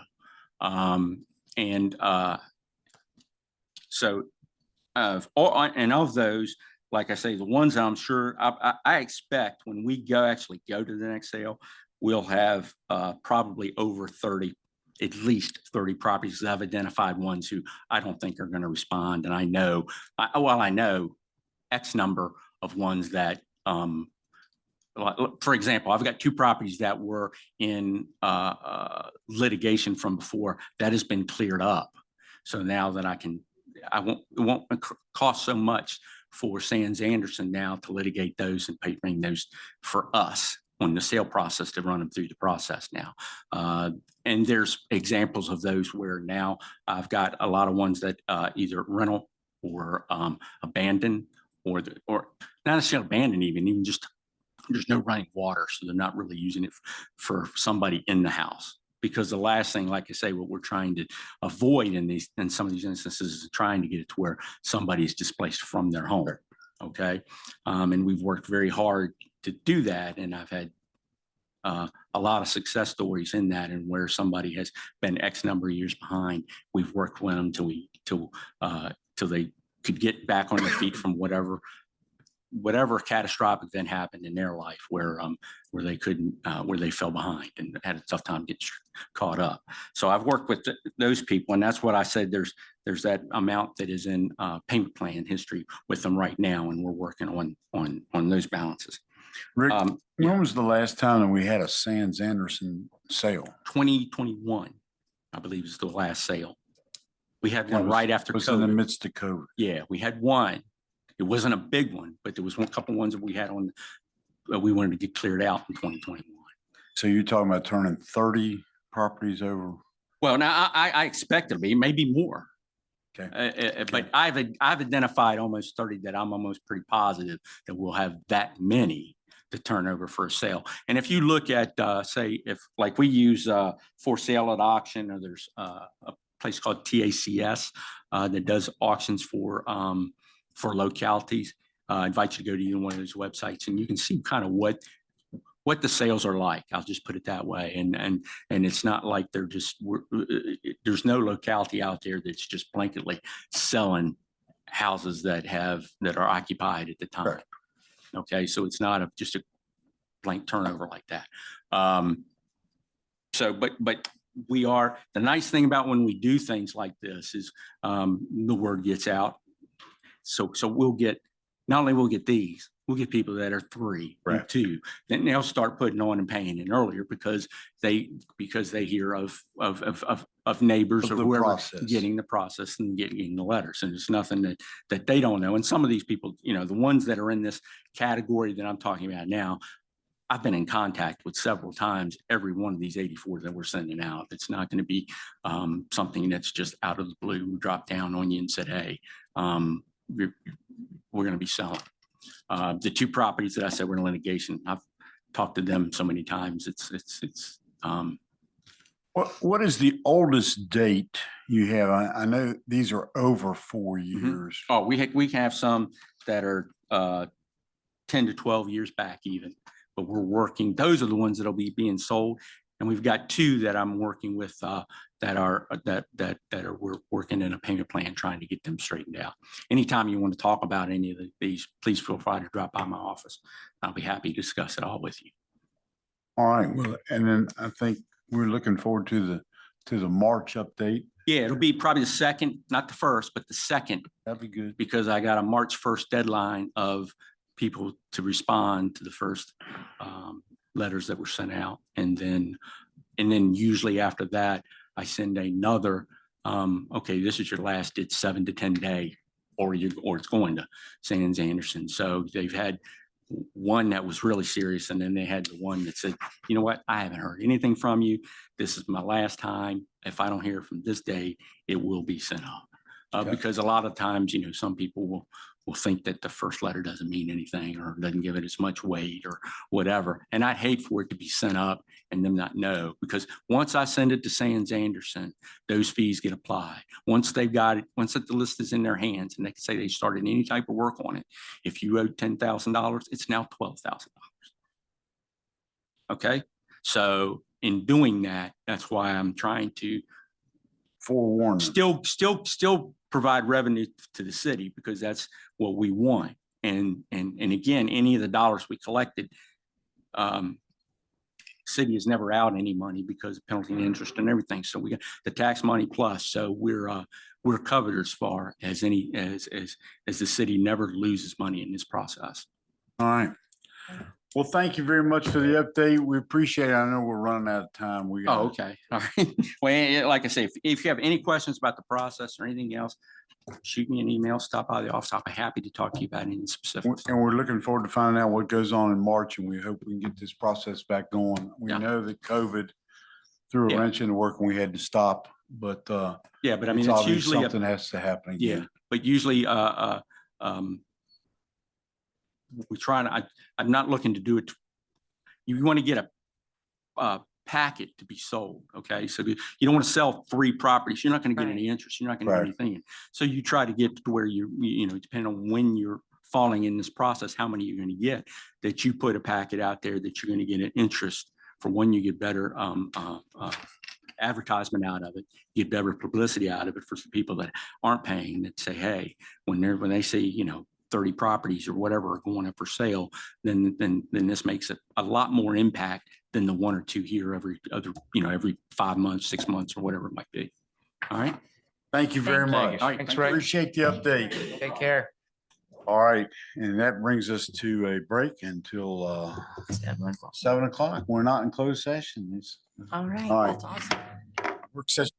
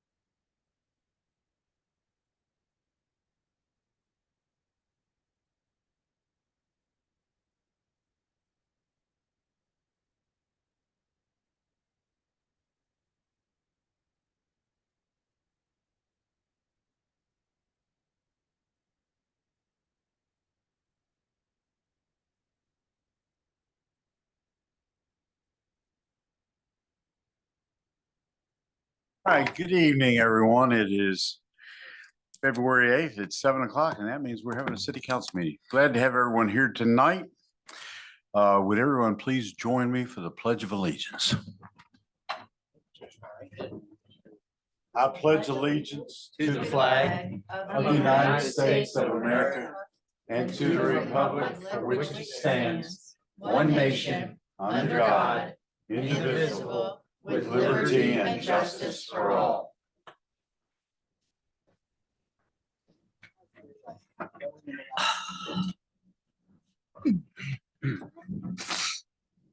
Thank you. And tonight's invocation will be presented by Vice Mayor Amy Darby. Good evening.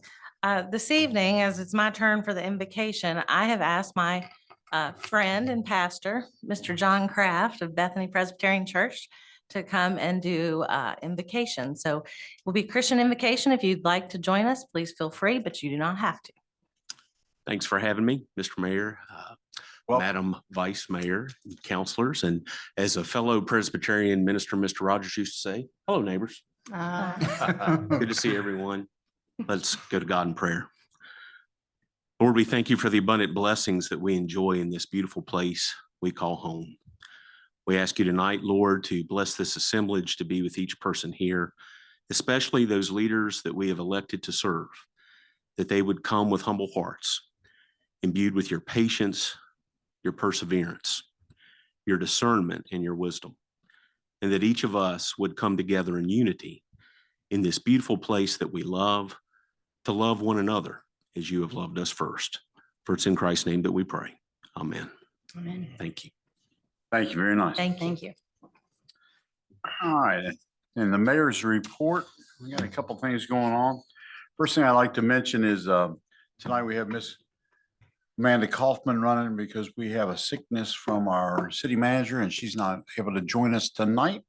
So Amanda's filling in. So when I say Miss Beauregard, I really don't mean it. I mean Miss Kaufman. I'm just used to doing that. Yep. So let's see, in the last couple of weeks, we've had a couple of interesting events. I attended the Green Street redesignation ceremony. It was held here. It was a wonderful event. We really, a couple of us came and I think we all were impressed with the history that was involved with the Green Street renaming. And it was quite an impressive ceremony. I want to thank Colonel Patrick for all the work she did on that. She really did an outstanding job. I believe this past Monday, I toured with Miss Beauregard and Counselor Edwards. We went to the Valley Children's Advocacy Center and took a tour. And boy, they have a nice facility over there. I have heard about it. I know my Rotary Club was involved with the remodeling, but I'd never been in there before.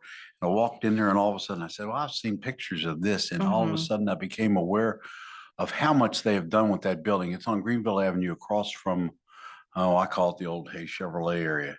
And they have done a spectacular job and they're providing wonderful services to a lot of our needy citizens and our children.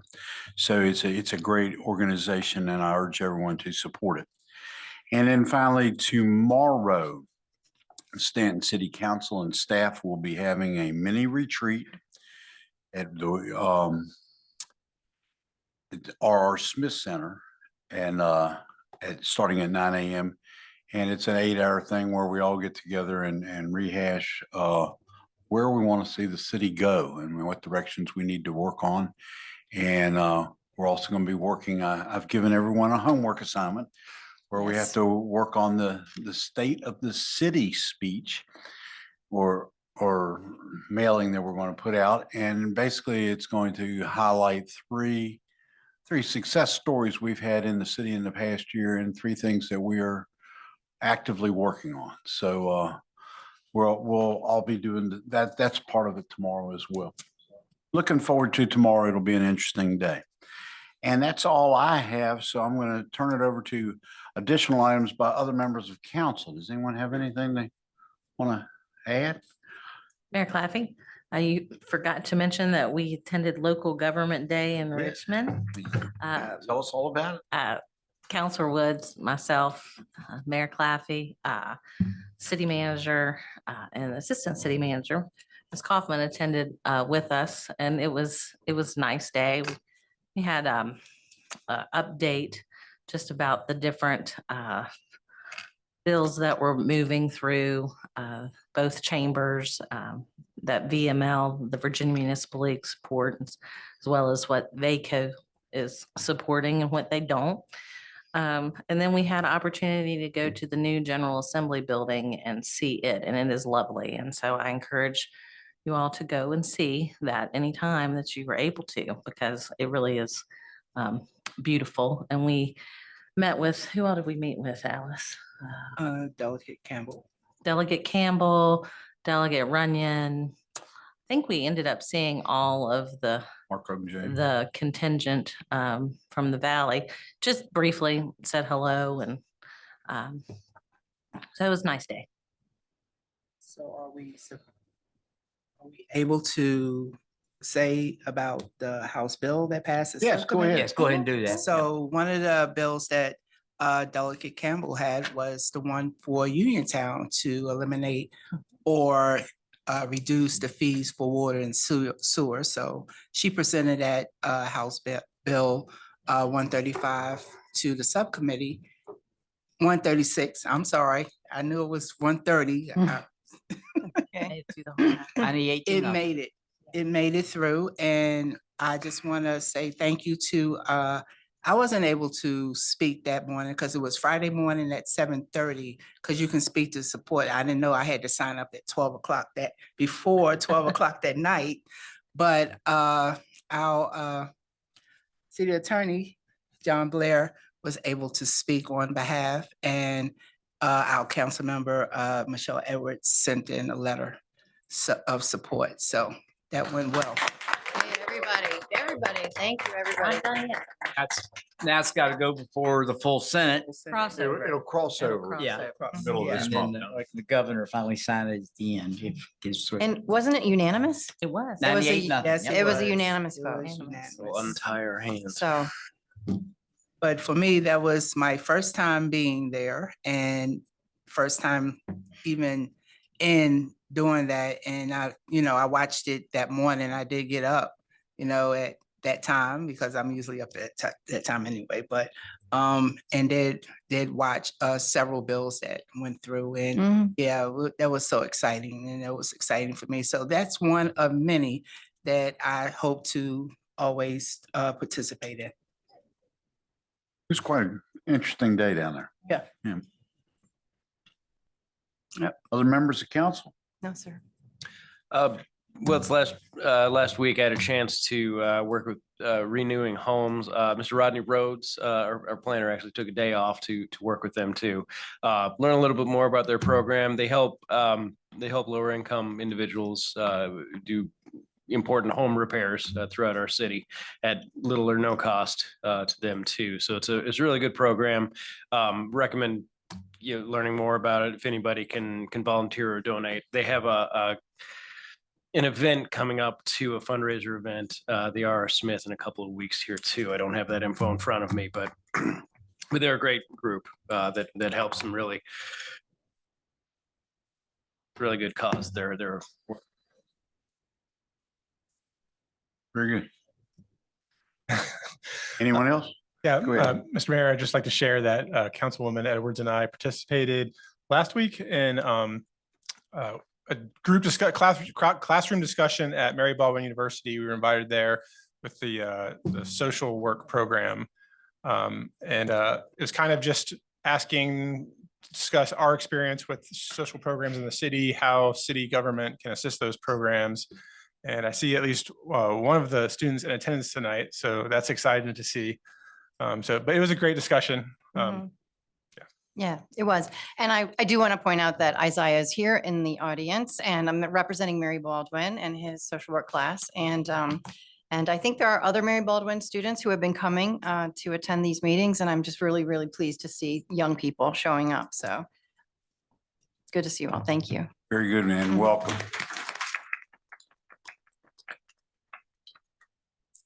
Anything else from members of council?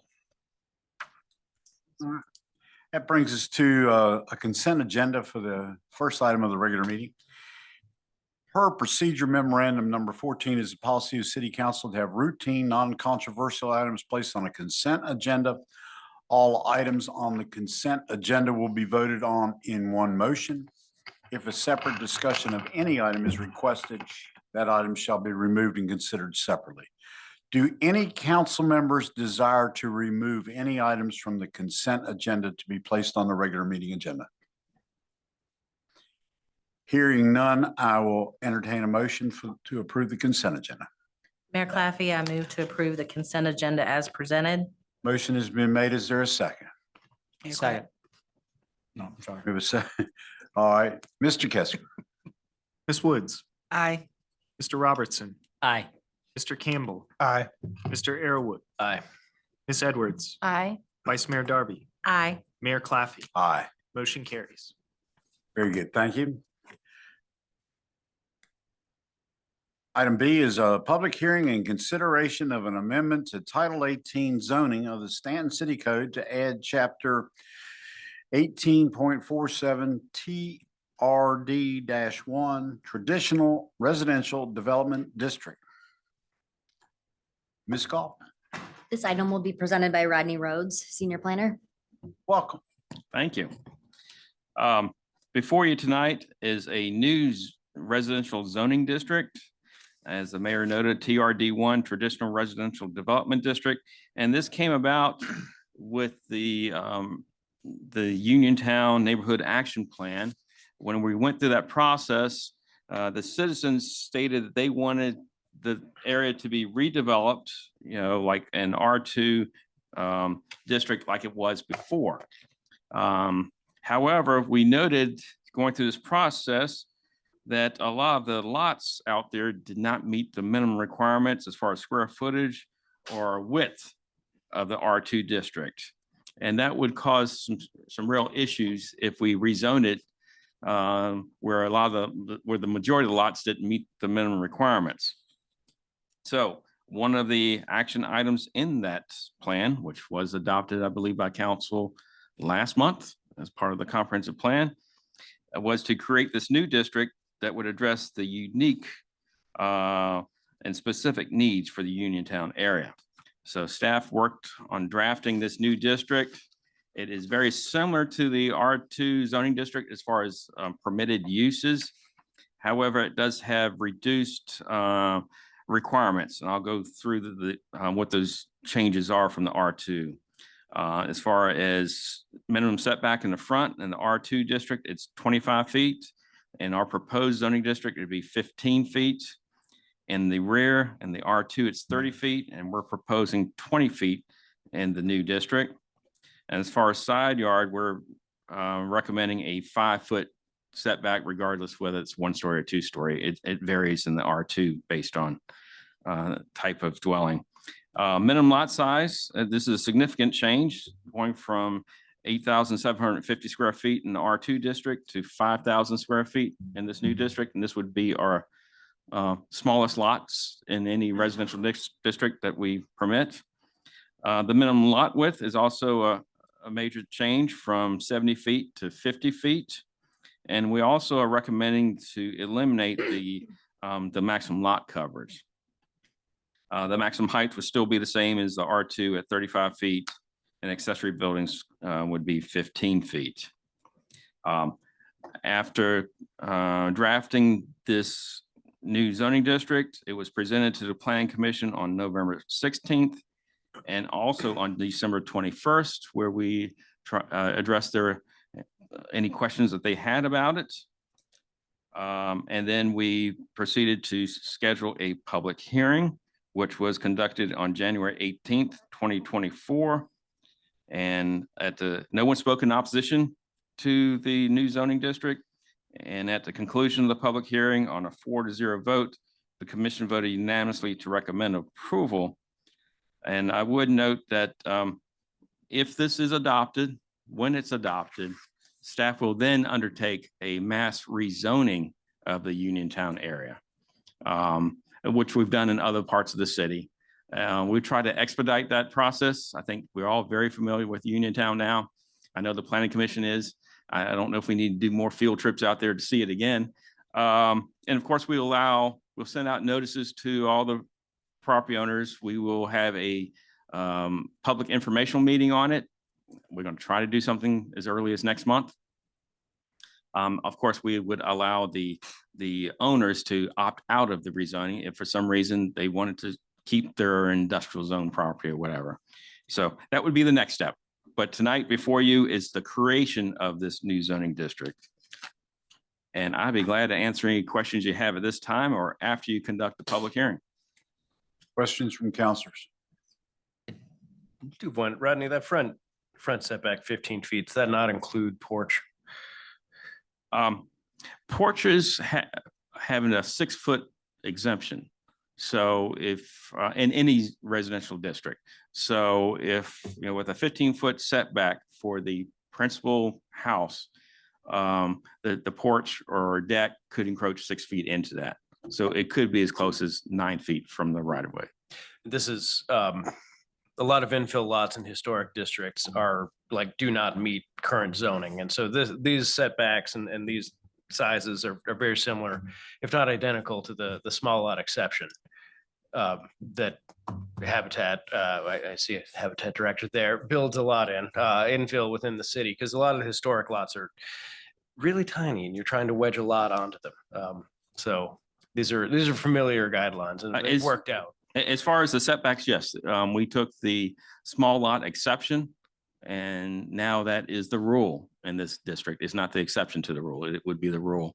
As far as these reduced setbacks. And I would note that this was obviously drafted with Uniontown in mind. I mean, and our next step, as I said, would be a mass rezoning. However, other places in the city would still have the same right to apply for a rezoning to this. Yeah. Other questions from councilors? All right, so we're ready to open a public hearing. I will now open the public hearing. So if you wish to speak, please approach the podium and we will alternate between individuals physically present and those that have raised their hands via the Zoom platform. Again, this public hearing is for the traditional residential development district item only.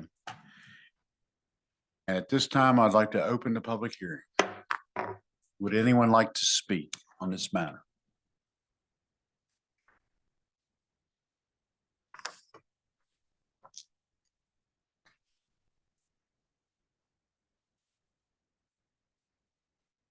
Welcome. Hi, Stephen Paulson. Thought Barbara Lee might be here, but I'd just like to speak in favor of the designation of the TRD lot.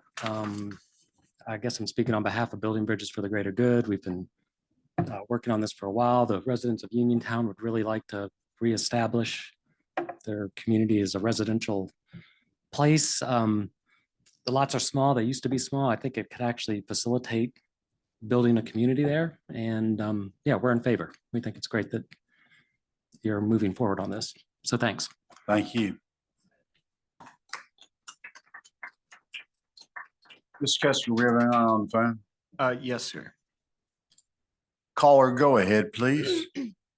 This is Brenda Mead, 342 Sherwood Avenue. I'm speaking in favor of the TRD1 district for the city. I think I appreciate the fact that it will allow progress in Uniontown, but I also feel that its use in other areas of the city will be very beneficial to infill housing and will result in less exceptions and less requirements of folks who would like to build in those areas. So I'm very much in favor of it.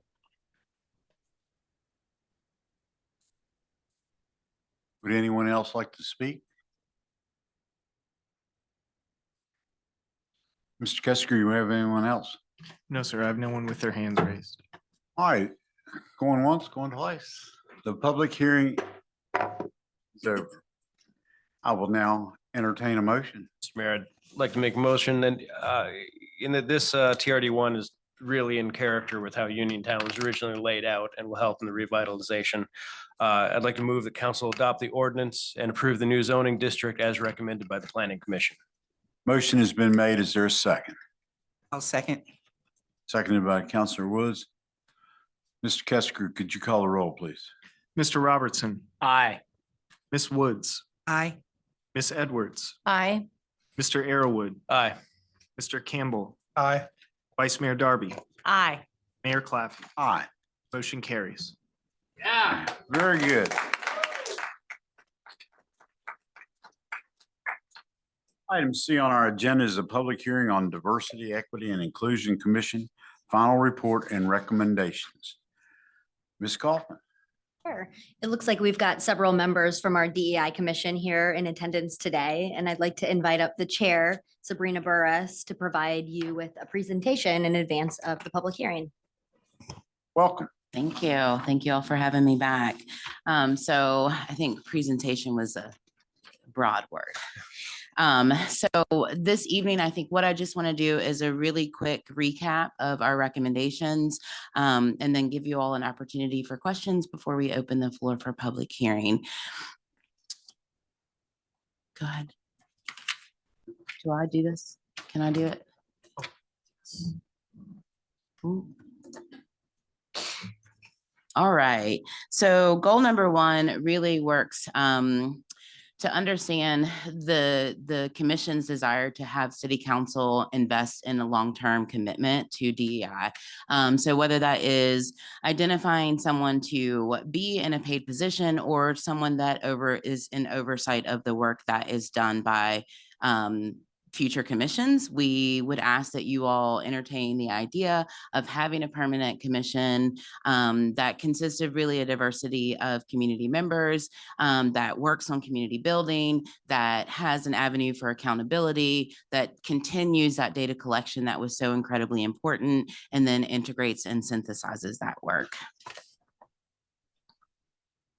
The second goal was around promotion of DEI within the city, right? So city policy, procedures, and staff representation.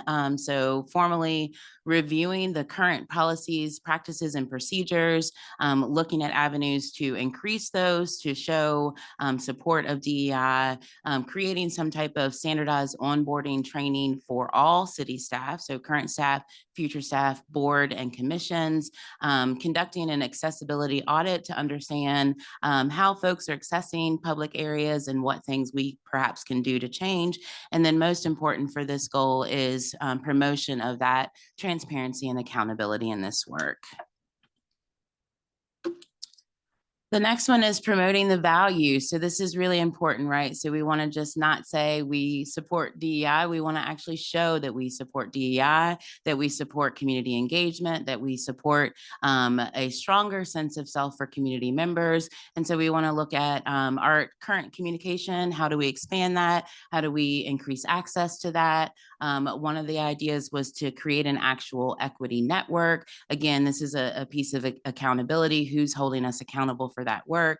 And then ensuring just that inclusive communication, so access to communication, knowledge of services, and then the types of languages and platforms that are used. D is to prioritize opportunities for really, I think, the most vulnerable among us, but so that for opportunities that sustain economic vitality.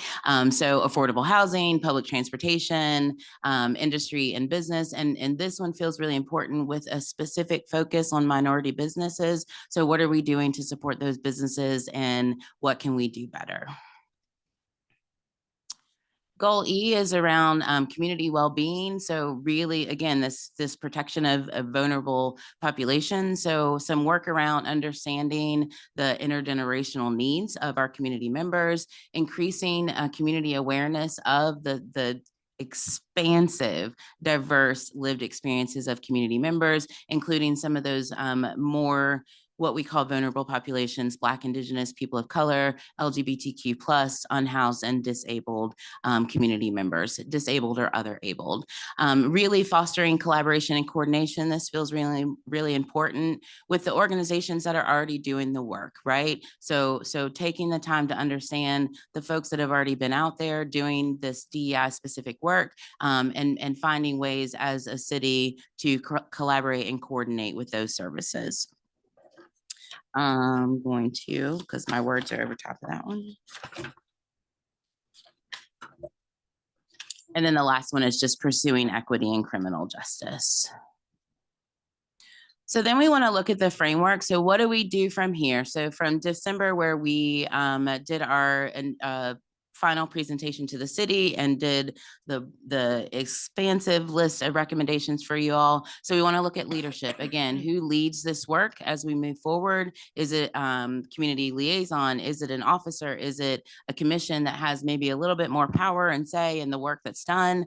Policies and procedures. So what are the policies and procedures in place? How do we shift them so that they really support this model of moving forward with a more inclusive and equitable city? And then staff cultural and competence. We love this one. The idea is that the city currently has things to teach us, and we currently have things that we can teach the city. And so really working together to understand what are the competencies that are needed and how do we do that training across city members and then also members of future commissions.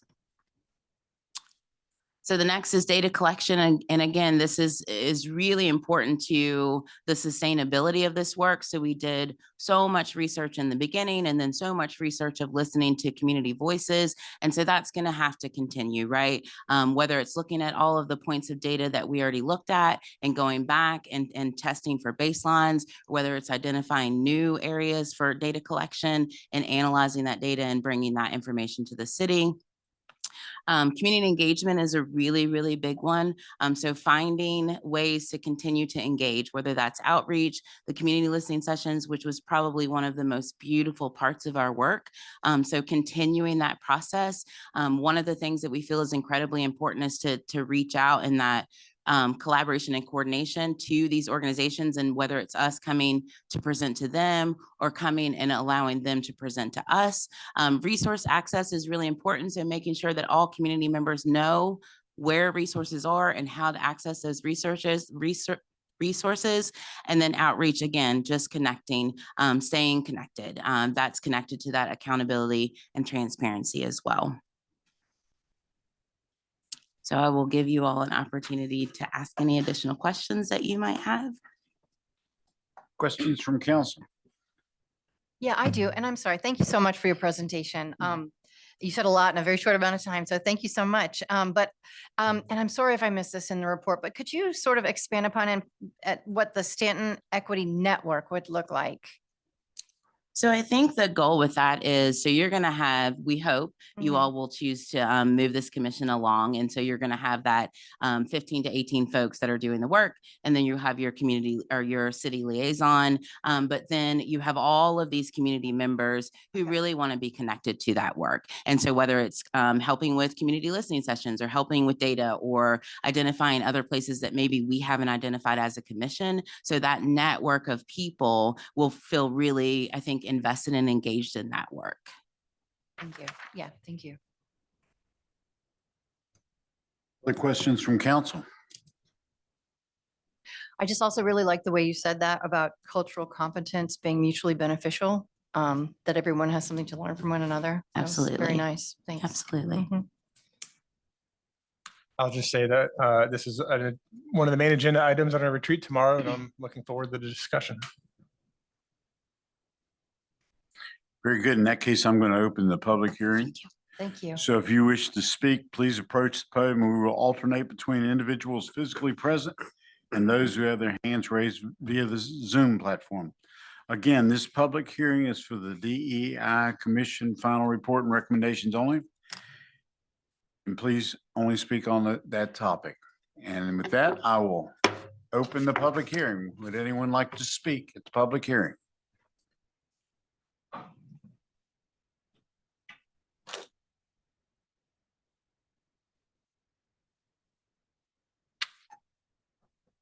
Good evening. Good evening. How are you? Welcome. I just wanted to just read this off. I've had an opportunity to read the full report and recommendations completed and submitted by the DEI Commission. I'm eager to see the city take these recommendations into consideration and move the city forward in a positive direction. It is my hope that the city will adopt all recommendations of this commission. Thank you. Thank you. Mr. Kester, do you have someone? Yes, sir. Caller, go ahead. Hi, my name is Megan Kramer. I live at 2509 Chesapeake Street in Staunton. After reading the report, I just wanted to echo the first recommendation was to hire someone full-time to continue this work. I think we've been so lucky to have volunteers in the city that have worked so hard to put together this amazing report. But this should be a paid position ongoing. That would really show the city's commitment to this work and that it's one of their main values to create a position for it and fund it year after year, as well as having volunteers assisting with the work. So I really hope that the entire recommendations are taken into account, but particularly that this should be a permanent paid position in the city.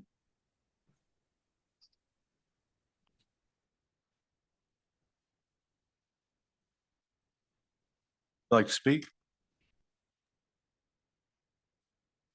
You might not remember me. I haven't been here for a while. Oh, yeah, we do. Dr. Mary Miller, I live at 471 Albemarle Avenue. Well, as you all know, I'm a physician, and of course, physicians are really wonderful people. And unfortunately, even though I've been retired for a little while, I continue to read the medical literature. And the New England Journal of Medicine is doing a series of articles on the elite whites males in medicine in America, and how we have mistreated, not just not treated, but mistreated, ignored, walked over African Americans. Today, I was reading an article on Asian Americans, indigenous people. The history that I've been reading hasn't gone far enough back to Latin people, but I just hope that when people get onto this work, that you realize how much history that's just really quite awful, going way back. I mean, you all know about Tuskegee, where we let Black men have syphilis till they, lost all their nervous systems, and we just watched what would happen. Medicine has just done terrible things, and I guess that I'm not really proud of all that. I can't tell you about how to run a city or how to run diversity and equity in a city, but I can tell you that my experience in medicine, I was fortunate enough to have my own solo private practice for 14 years in Connecticut. And I had patients from 32 countries around the world, from China, Japan, Vietnam, Bangladesh, India, Pakistan, Egypt, Iran, Yemen, and then all of Europe and South America, and several African countries. And it just has opened my life and my eyes. It's just been wonderful. And of course, I had plenty of time because I had my own practice, so I wasn't limited to how much time I could spend with people. So if somebody came in for their blood pressure check, they had a half-hour follow-up examination, and I could just sit and ask them, what was it like where you grew up? And I had a Chinese couple who had 3 children, and they didn't speak any English. They had put their 3 children through private schools, and they worked 7 days a week, 12 hours a day in this little Chinese restaurant to support their children. Their youngest one was a son who went to Kent Private School up in Kent, Connecticut, came to me for his physical. He was going to Yale. I mean, they just are such amazing people if you get to know them. And I'm sure that we have a lot of people like that in our community. And if we can get to know them and include them in this commission, we would be doing so much for ourselves as well as the community. I mean, I just can't tell you how much this has meant to my life. One of my best friends escaped the Ayatollah Khomeini in 1979. He came here. He started a global health program, and so he brought up, the first one he started was in 1996 in Kazan, Russia.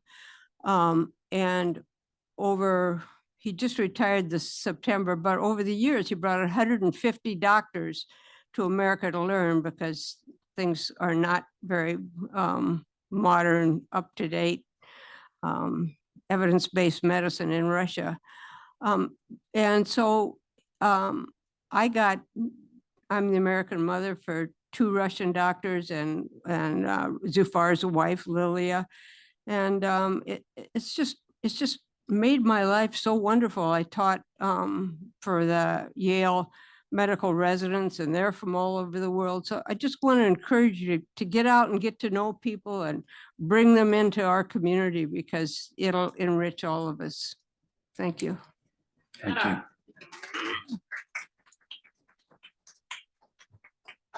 Mr. Kessler. No, sir, I have no one with their hand raised. Welcome, Ken.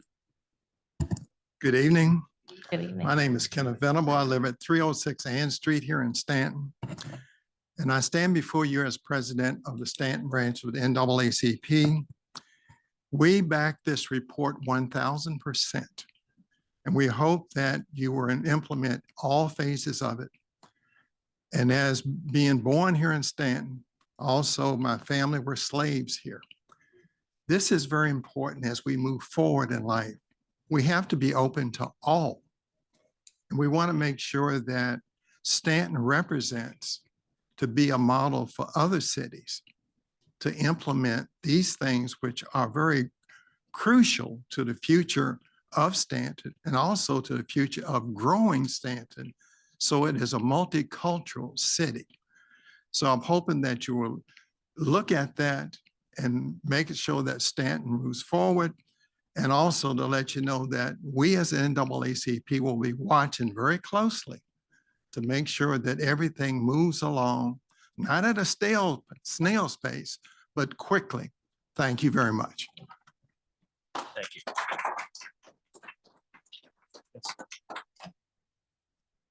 Caller, go ahead. Yes, hi, my name is Dan Gunnels. I live at 610 Buckingham Street here in Staunton. And I want to speak to the DEI report. I think I'm certainly in support of hiring a full-time professional to synergize and move within all of the groups of this great town. I'm a board member of the LGBTQ Center. And I think that as we come to get to know the various personalities and areas within our great city of Staunton, that we really want to, foster a more inclusive rather than an exclusive city and town. And much like the gentleman said prior to me, we should act on this quickly rather than, at a snail's pace. So that's all I have to say. Thank you. Thank you. I'm Lynn Caldwell, a recently retired educator that's moved to the area. I actually live outside of town. Am I allowed to speak? Certainly. Thanks, because I am looking for a cute little house in town in Oh, case well, anybody's got something for sale. Yeah, there you go. We want you to come to Staunton. Thank you, thank you. I was thrilled when I moved here and realized you had a diversity commission. I find that unique and sensitive to this community. And if I were going to say one thing to you as a new person in this area, is that please be bold and be comprehensive in whatever you decide to do. I urge you to include everyone in the process, and I urge you before you begin to consider the very long history that the gentleman just spoke to a moment ago, a history that is embarrassing and dark and sad and needs to be apologized for. There's nothing like saying I'm sorry and I want to do better and then doing better. This city obviously wants to do better. So I think starting with an apology for struggling to do so in the past would be a good place to start. And if you do really well at this, which I truly believe that you will, then you can be a city on a hill. You can be that city on a hill and be an example. I don't know if you have a city that's a model for what you're doing or not, but then Staunton can become that model for other cities to truly pursue reconciliation and equity and service to others. So I admire you, and also as a teacher and as an educator, I beg you to document the experience as you do it. Thank you.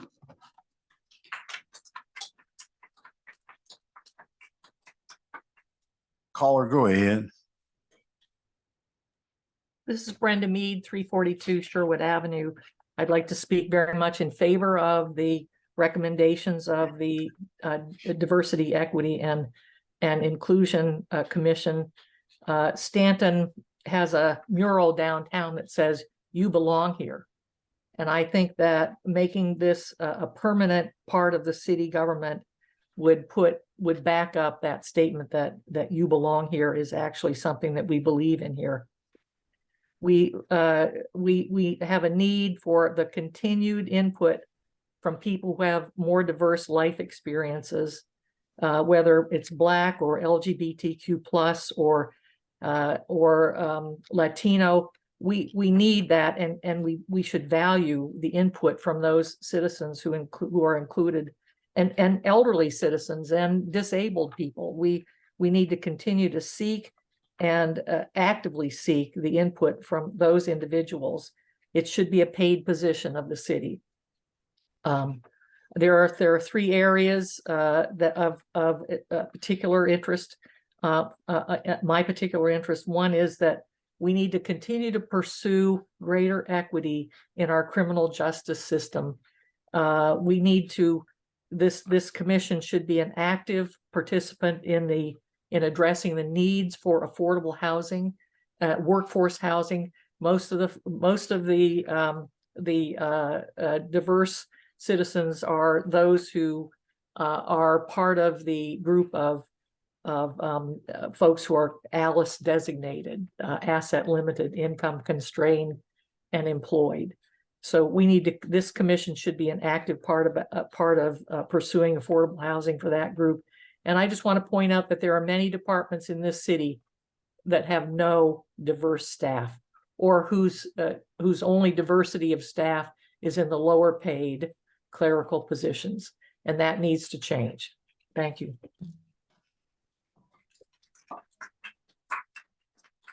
Go ahead. Hello, my name is Isaiah Scotland. I'm a student at Mary Baldwin University, and I would like to speak in support of the DEI Commission because I want to talk about how diversity can strengthen a community. I've seen it on my campus with the Office of Inclusive Excellence. We have the Minorities Clubs United, and these events that we host like brings the students together. It gives us the opportunity to learn more about each other's cultures, each other's backgrounds, and each other's personally. And I believe that learning, about people on that level can really open up the space for community to be strengthened. And some of the issues highlighted in the commission, such as bringing support for the unhoused people and support for those who suffer with mental health, those issues were highlighted in my classroom with the meeting with a couple of the council members last weekend. So I would like to speak in support of the commission.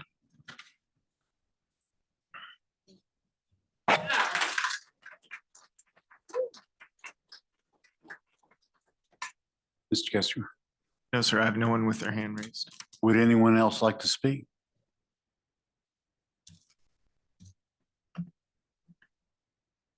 All right, the public hearing is closed. I want to thank everybody for all their comments. It was very interesting. We're going to talk about this tomorrow as well at our retreat. So appreciate that very much. That brings up the next item, which is a consideration of a request by Staunton Augusta Waynesboro Habitat for Humanity for the waiver of fees related to the construction of a home at 908 Anderson Street, Staunton, Virginia. Ms. Kaufman. Well, this will be Rodney Rhodes again. Welcome back. Thank you. As the mayor noted, this is a request by the Staunton Augusta Waynesboro Habitat for Humanity to waive the fees associated with the construction of a single-family home at 908 Anderson Street. Several years ago, the Staunton City Code was amended to allow, on a case-by-case basis approved by City Council, the exemption for water and sewer connection fees and facility fees and building permit fees for a single-family residential house if the following criteria are met. And the first one is that the project is on property in the city of Staunton and is owned by a 501c3 organization. And two, that the project provides home ownership to residents within the city of Staunton, classified as low and moderate income individuals. And the third one is that the organization administering the program requires the homeowner to contribute a minimum of 200 hours in sweat equity. Staff has determined that the request meets this criteria. And I would note that when we looked into the site, it was determined that there is an existing water and sewer connections on the site, that there used to be a house here that was torn down 10, 12, 15 years ago. So there are no fees associated with connecting to water and sewer. The only fees associated with constructing a single family house at this location would be the building permit fees, which also includes the erosion sediment control fees. And staff estimates that to be $800.80. But that may change depending on the size of the dwelling they put there, if they deviate from what they think that they want to build at this time. So, but this is a request to waive whatever fees are associated with building a single family house there. I'd be glad to answer any questions you have. The Director of Habitat, Lance Barton, is here also. If you have any questions or comments for him. Questions from counselors? So Rodney, so the total amount that we would be, if we do this, would be $800.80. Okay. I didn't include that in the briefing, but that's what's it's estimated right now, sir. Okay. Based on the square footage they provided me last week, as far as what they think they want to build, as far as size of house, size of decks, size of porches. As you know, with construction projects, they tend to change. So, but this would be whatever they are, but it's going to be in that ballpark. It's not going to be significantly more or less than that $800. Right. Any questions of Lance Martin? Everybody good? I will entertain a motion. Mayor Claffey, I move that city council pursuant to Stanton City Code Section 15.10.120 approve the waiver of city imposed building permit fees associated with the construction by Stanton Augusta Waynesboro Habitat for Humanity of a single family home at 908 Anderson Street. Motion has been made. Is there a second? I'll second that. Seconded by Councilor Arrowood. Mr. Kessinger, please call the roll. Miss Edwards, Aye. Mr. Robertson, Aye. Miss Woods, Aye. Mr. Campbell, Aye. Mr. Arrowood, Aye. Vice Mayor Darby, Aye. Mayor Claffey. Aye. Motion carries. All right, thank you. Thank you. May I speak on behalf of the family that will be going into that home? Very briefly. Very. Absolutely. Half their family was killed by MS-13 in El Salvador. The surviving members will be living here in the city of Staunton with their disabled child.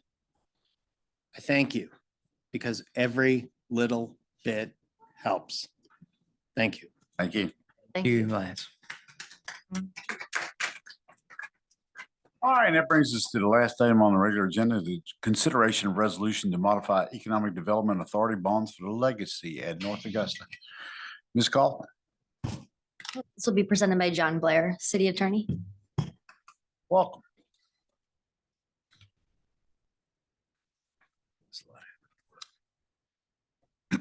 Good evening, Mayor Claffey, members of council. Before you tonight is a resolution that is required, and I'll briefly describe the project. And we have Mr. Thomas Bruno, who represents, he's bond counsel for this deal. And he will probably be able to better answer your questions than I, but effectively this deal goes back to 2011. The legacy at North Augusta worked with the Frederick County Economic Development Authority to issue bonds for acquisition of the site and some capital improvements. Since the legacy is located in the city of Staunton, the Internal Revenue Code requires the governing body of the city where the facility is located to approve that bond transaction, which occurred. In 2019, our own Staunton Economic Development Authority was approached by the legacy to issue the 2019 bonds. These bonds went towards construction of some assisted living units as well as secure memory care units renovation of some units and renovation of the kitchen. And it was all, and again, those bonds were issued by the Staunton EDA, but the Staunton City Council needed to approve those bonds as well, since the facility is located in the city. It was anticipated at the time that once all of the improvements were complete, these bonds would come back for amendment for a synchronization of both the rates as well as the time period and amortization schedule. So tonight before you is a resolution. The Staunton Economic Development Authority held a public hearing on January 25th on this proposal. Afterwards, there was a unanimous vote to approve the resolution to amend these bonds, both 2011 and 2019 series. And now the amendment will need your resolution as the city council. Again, Thomas Bruno, who is bond counsel for this deal, is online. I don't know if he would like to add anything, or we can also try to answer any questions you have. Questions from council? What rate are the bonds at? That's a good question. I think well, good evening, everyone. I think the interest rate's being reset at about 6.25%.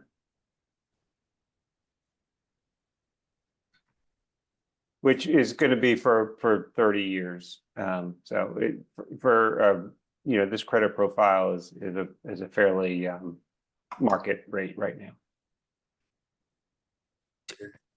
Do we know how much memory unit or space is going to be added to the legacy? Well, this transaction is not for any additional space being added there. The space was added in 1920 timeframe. So in that one, there was the addition of about 10 one-bedroom. Well, I think about total of 18 units, 10 one-bedrooms, and then some two-bedroom, or yeah, basically two-bedroom units, and long-term financing. Okay. Yeah, and then some basically modification of some of the existing units from multi rooms to or multi inhabitants to single inhabitants, because I think most people tend to prefer living by themselves. Okay. Counselor, questions? All right, I'll entertain a motion. Mr. Mayor, Counselor Robertson. I move to approve the bond modification resolution as presented. Motion has been made. Is there a second? I'll second. Seconded by Counselor Woods. Mr. Kester, please call the roll. Mr. Arrowood. Aye. Miss Edwards. Aye. Mr. Campbell. Aye. Miss Woods. Aye. Mr. Robertson. Aye. Vice Mayor Darby. Aye. Mayor Claffey. Aye. Motion carries. Thank you. All right. Thank you. Thank you, sir. Done deal. All right, now it brings us to matters from the city manager. Ms. Kaufman. All right, I have a few things. Wanted to provide a reminder that on February 21st from 4 to 6 p.m., VDOT will be holding a public hearing on the Richmond Avenue shared use path at Crossing Way, and that will be held in the Dairy Barn Lecture Hall at the Frontier Culture Museum. The 0.45 mile long shared use path would give pedestrians safety and connectivity and improve access to transit facilities on a busy multi-lane highway. For more details on this project, the public hearing, and other ways to submit comments, visit VDOT's website at vdot.virginia.gov/projects. There was also a story in the newsletter on January 23rd about the public hearing, and it contains a direct link to the project webpage and an online survey. President's Day is coming up on Monday, February 19th, and there will be changes to trash pickup among other schedules. Monday's trash pickup will occur on Wednesday of that week. The downtown district also receives trash pickup on Wednesday instead of Monday, in addition to their regular schedule for the rest of the week. The recycling center will be closed on Monday with a regular schedule the rest of the week. And city administrative offices, as well as the library, will be closed on Monday. The biannual community survey is underway, and approximately 3,000 randomly selected households were invited to participate. So we're excited to have a nearly 20% participation rate so far.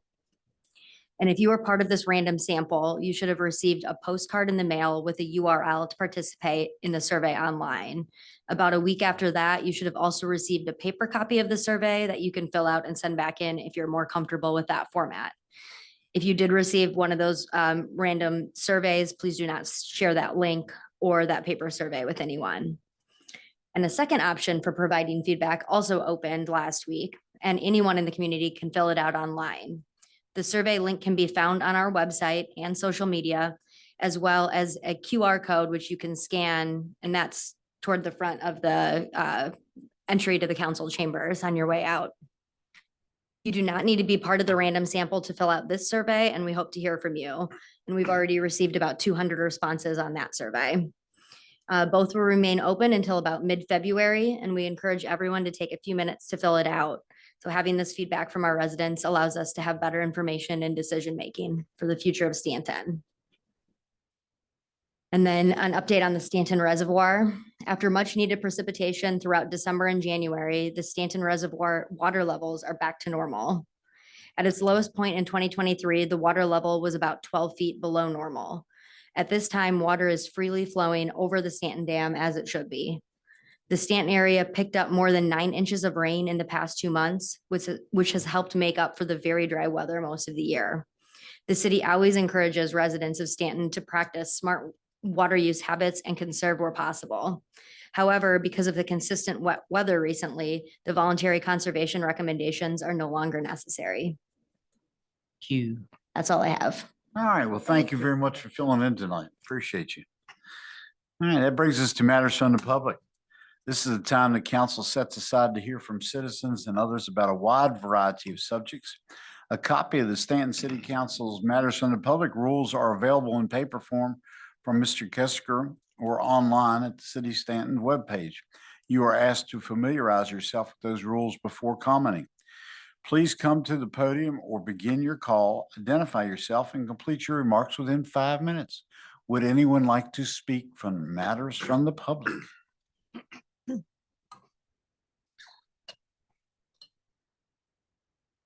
Mr. Kester, do we have anybody online? Yes, sir. Caller, go ahead, please. This is Brenda Mead, 342 Sherwood Avenue. Having served on city council, I completely understand the frustration with the pace of the way things get done in the city. In between, complying with our need to meet budget requirements, which are only set on an annual basis, and all the other things that might come into play on a short-term basis, it is frustrating. At the pace of the way things get done are frustrating. Tonight we heard that appointing a steering committee for the comprehensive plan was a critically important, had critically important emphasis, and that we need to move that up by 5 months over what staff has proposed. Personally, I'd like to see greater emphasis on getting infrastructure like sidewalks done. We drip $100,000 a year into a reserve to pave sidewalks in the city. People have been asking for that for years, literally. So let's emphasize sidewalks. I'd also like to see greater emphasis on solutions to critical housing needs. Tonight, we heard a presentation that continued to push off decision-making on moving forward on a housing commission until somebody else's schedule allows us to move forward on that. I think we have an opportunity with the comprehensive plan. I'd like to see us look at long-term land use for Gypsy Hill Park Golf Course.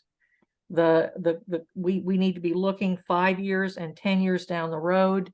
Is the use of 100 and some odd acres of land prime acres of land in the middle of the city for 600 people who play golf, 600 Stanton citizens who use that golf course on a fairly infrequent basis.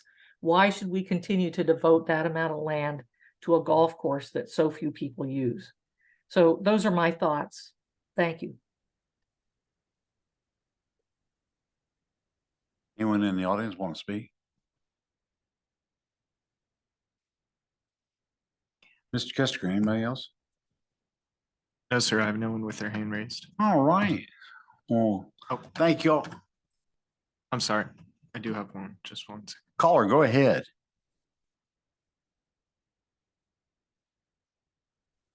Yes, this is Annie Dixon on New Hope Road in Stanton. And I just wanted to address the fact that the agenda for tonight's work session states that council members noted they were interested to hear how staff contemplates updating the current comprehensive plan, and that city council has allocated $100,000 to this update.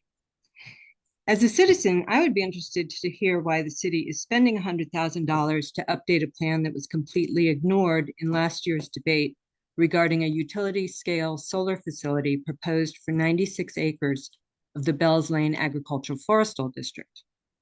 While there's no mention of solar facilities in the current comprehensive plan, there are paragraphs and pages in the document that note the value of agricultural land, scenic view sheds, and historic resources in Stanton. The importance of the protections of the agricultural forestal districts are specifically emphasized many times, and the future land use map on page 2-17 clearly labels the proposed site for the utility scale solar facility as planned farm development. But last year, an outside investor who had bought a parcel in the Bells Lane district in the viewshed of the historic settlement and gravesite of the John Lewis family offered the city a one-time payment of $200,000 in order to remove it from the district 7 years ahead of schedule and allow its industrial development under a special use permit. Council voted 5-2 in favor of the proposal and against the comprehensive plan, as well as against the wishes of other members of the agricultural district and a clear majority of residents who spoke against the project at 2 city council meetings. Now you've allocated half that amount into revising a document that was ignored.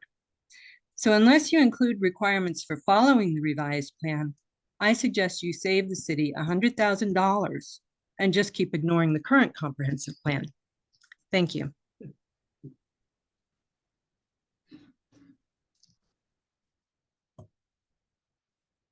Anyone else? No further callers? No, sir, no one with their hand raised. All right. Well, thank y'all for coming this evening, and everybody have a wonderful day. Meeting is adjourned.